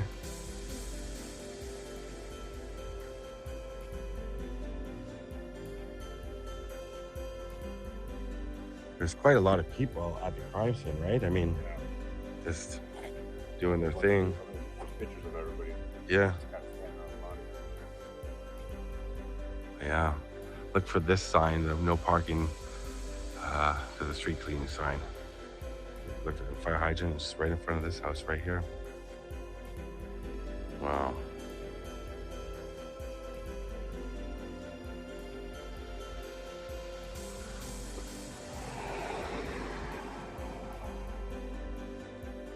So there's the spot. Isn't that wild? That is unbelievable.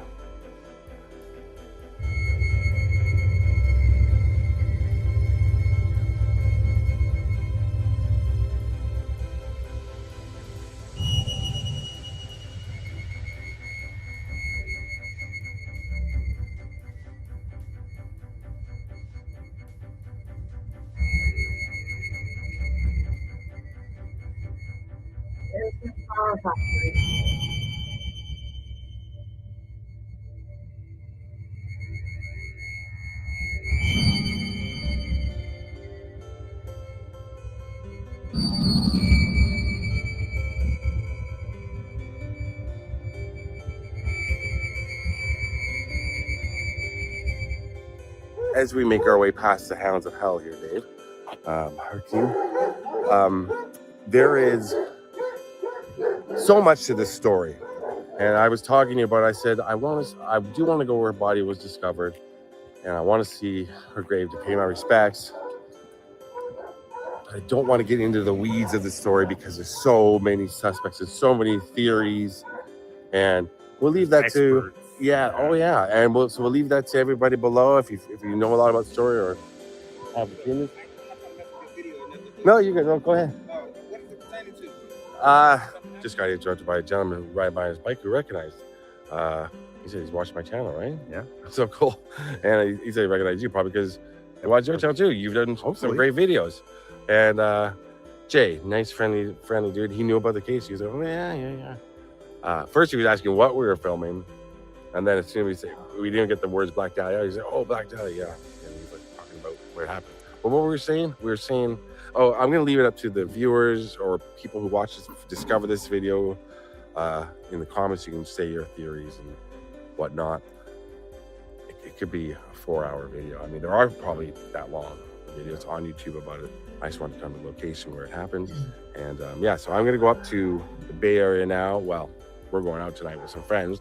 I don't know if they're going to do, well, he's probably going to go to the cemetery. I don't know. I don't know if he's going to do that or not.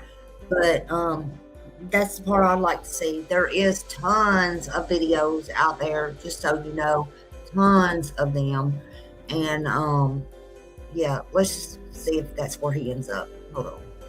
Supposed to do another video, but in a couple of days I'm driving up there. So say goodbye to Dave, but check out his channel. It's Seen by Dave. And boom, thanks Dave for all that info. You're amazing. Thanks for including me, Scott. No problem. And I'll see you north. It's about a 7.5 hour drive. Oh, right here. Okay.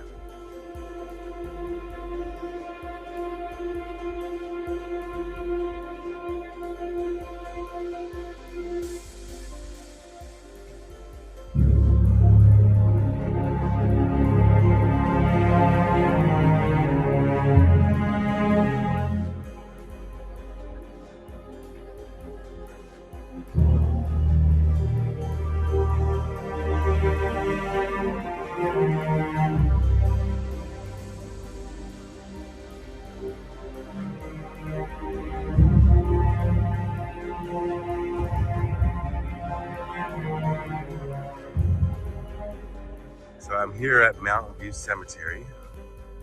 Made it to Oakland, California. So I left you down in Lemert Park, right? That's where we were. It's been about a week since I filmed that footage. But I'm here now and it's in the grave of Elizabeth Short. From what I've heard, it's a small funeral, only her mother, her sister, and a few police officers. Pretty much. Perhaps a brother-in-law, I think. But yeah, she should be right up here. You see the gentleman up there working.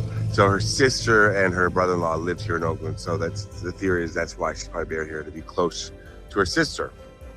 I was wondering that. Let's have her here instead of Massachusetts, where she's from. Okay, let's walk over now. There's a pretty steep hill, but I believe she should be right along here somewhere. And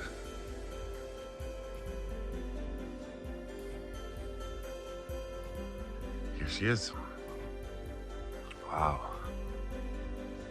Sun's playing tricks on me here. His daughter, Elizabeth Short, July 29th, 1924 to January 15th, 1947. It's got a nice ES there in the corner. There's a few things out here. Let's get a little closer because the sun is really giving shadows. Cigarette shell, coins, some flowers.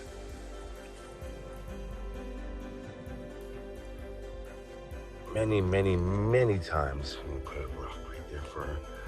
I've had people say, oh, I left, if they see my video, in the comments area, I left that there. Yeah, I think that doctor is the most suspect, in my opinion, but that's just me. And some flowers, dried flowers. Yeah. Long time I wanted to go out here.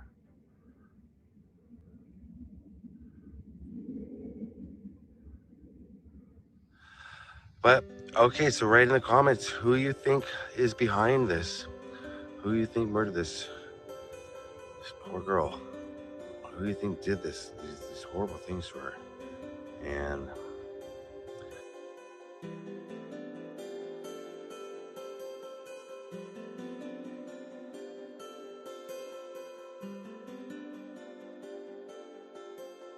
Hold on, I'll turn this music off. Oh, sorry. Let me get it. Okay. So I turned that music off, and now y'all can hear Happy snoring. Happy is snoring away. She is snoring like crazy. Y'all have to hear Happy. But anyway, back then, I wanted to tell y'all there was no real, like we have now, obituaries for her published for Elizabeth Short, aka the Black Dahlia. That's not how the families did it back then anyway. You have to remember this was almost 80 years old, but there was we know the newspaper coverage. We know the headlines. We know how they lied to her mom and her dad, actually. I mean, we know that. So the newspapers put out a family written obituary, kind of, sort of. You know, they stated when her death was. They got the headlines. They wanted them greenback bucks, in my opinion. But the focus was placed on her body. It was focused on her body and the crime. That's a shame. And it was focused on the nickname Black Dahlia. Not who she really was. Not the daughter, not the sister, not just a human being, Elizabeth Short. They had to give her all these other things, right? She was buried in that cemetery they just showed you in Oakland, California. I was wondering the same thing, why her family wasn't there, yada, yada, yada. But they said it's probably because she did have a sister and a brother-in-law there, or vice versa. No, it was a sister because she didn't have no brothers. Had to be her sister. You know, her family did attend a private ceremony. They had no public funeral announcement, none of that. Nothing. It was just simple. No photographs written, nothing that her mother had written, no poems, no handwritten stuff. Just grief, just heartbreak, you know. None of that. They didn't have none of that. In 1947, women murdered under certain circumstances were often shamed. I don't think she should have ever been shamed. None of this was her fault. None of it. I don't care what she did, in my opinion. Everybody should have an obituary. She lived, she loved, she mattered. Her name was. She had this family member, that family member. Instead, none of that. Strangers, the newspapers, the reporters, they picked what was going to be said. There was no tribute. Instead of any of that written in love, they didn't love her. They gave her nicknames. They broke the news to her parents horribly. Didn't even give the law time to do that. When y'all speak of the Black Dahlia, speak her name. She has a name. She still matters. Be respectful, be respectful about it, because she deserves respect even all of these years later. Every single year that's passed, in my opinion, she deserves dignity and respect. She mattered. She was a human being. I think, in my opinion, that, again, we don't know who did it. It could have been a female. It could have been two people, male, female, doctor, surgeon, mortician, whoever. We don't know, but I think that doctor is, again, this is not fact, but was a really good suspect. Why law enforcement didn't do anything, I don't know. So here we are almost 80 years later, and the fact that we're still saying her name tells me something very important, that evil did not win. It didn't win. It did not erase her. She's not going to be forgotten. Some people might forget to say her name. They might get used to calling her the nickname, the Black Dahlia, but she had a name.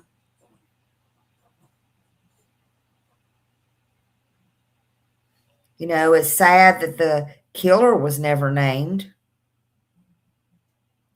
That decades and decades, they walked free in the world, in this world. They could have been dating your daughter. They could have been around your son.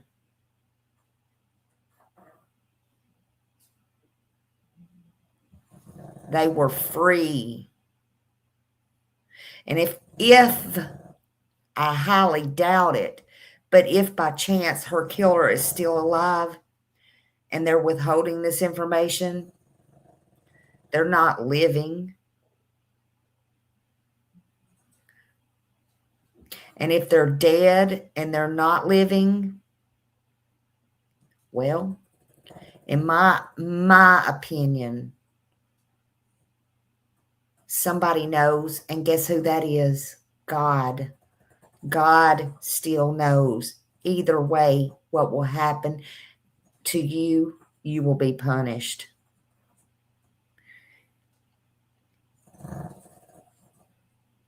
I hope it tormented whoever did this their entire life. And I hope it still does if they're hanging on by a thread, 1 foot in the grave. That's just me, though. Elizabeth Short, she has a name, Elizabeth Short. She deserves safety. She didn't get that. She deserved dignity. She didn't get that. She deserved to live a full life. She did not get that either. None of that happened for her, but everything happened to her.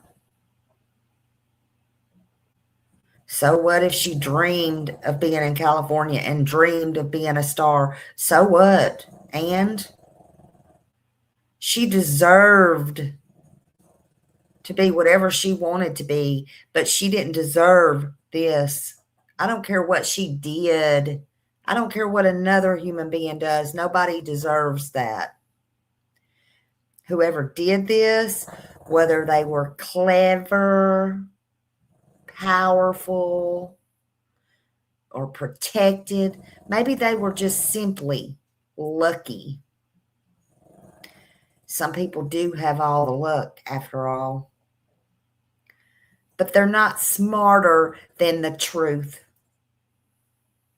They might have outlived their accountability. That's all. But in my opinion, they will still have to be accountable one day.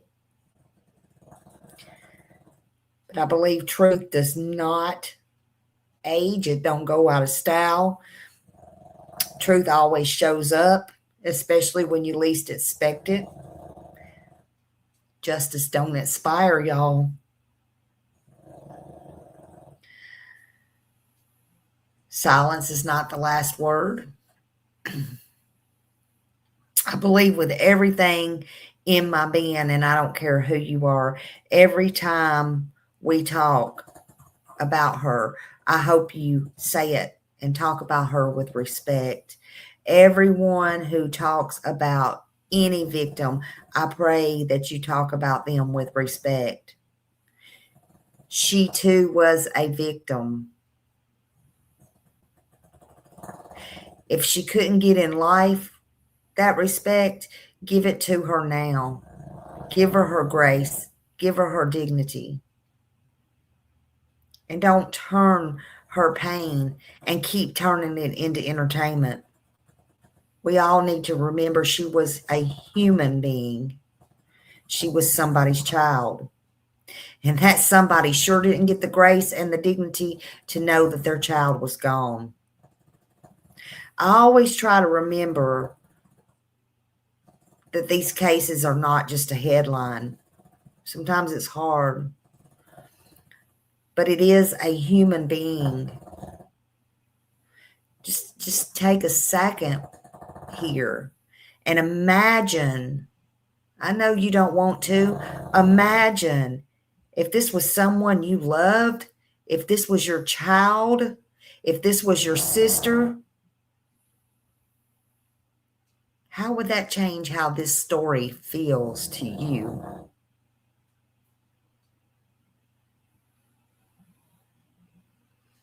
If you're feeling this in your heart and in your gut right now, yeah, so am I. So am I.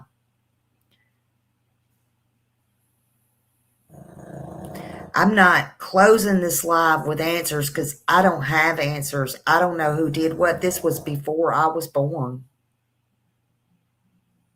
I don't have the answers. But I will make a promise, though. I'm going to keep honoring these victims, not these monsters. Even the suspects we saw are monsters to me. I'm going to never stop talking about any victim. I will always honor them. I don't care what you say. Naysayer, say what you want to say.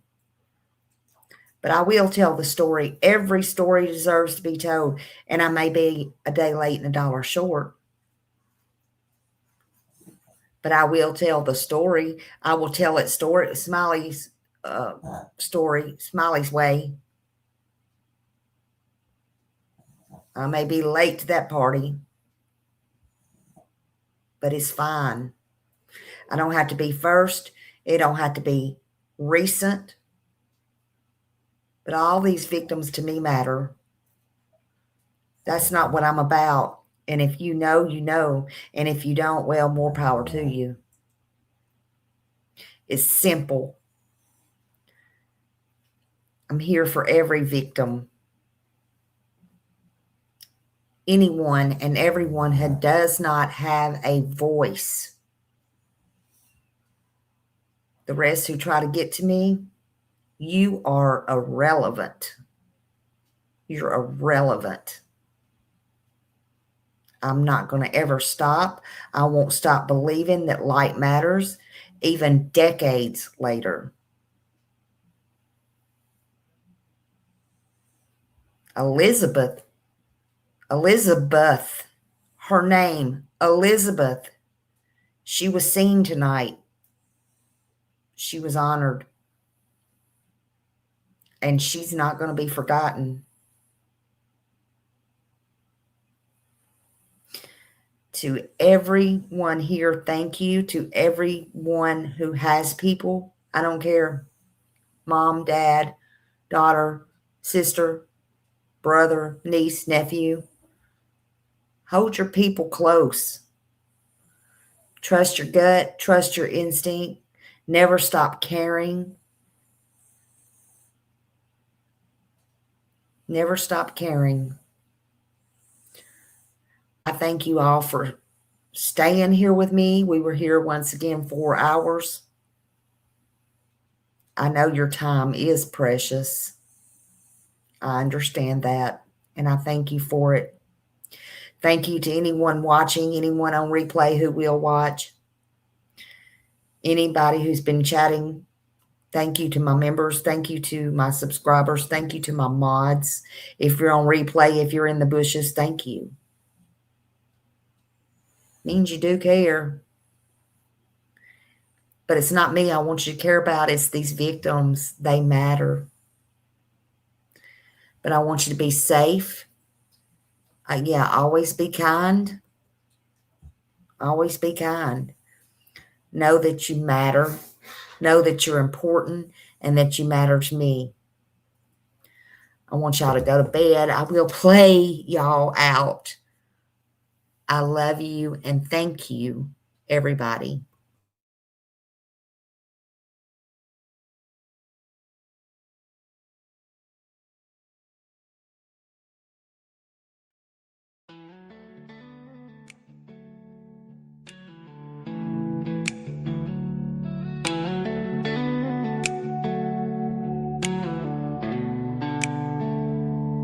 She was born and bred in Nashville, but she walks the beaches down in Florida's sand. A mother and wife, a daughter, a sister, trying hard to do the best she can.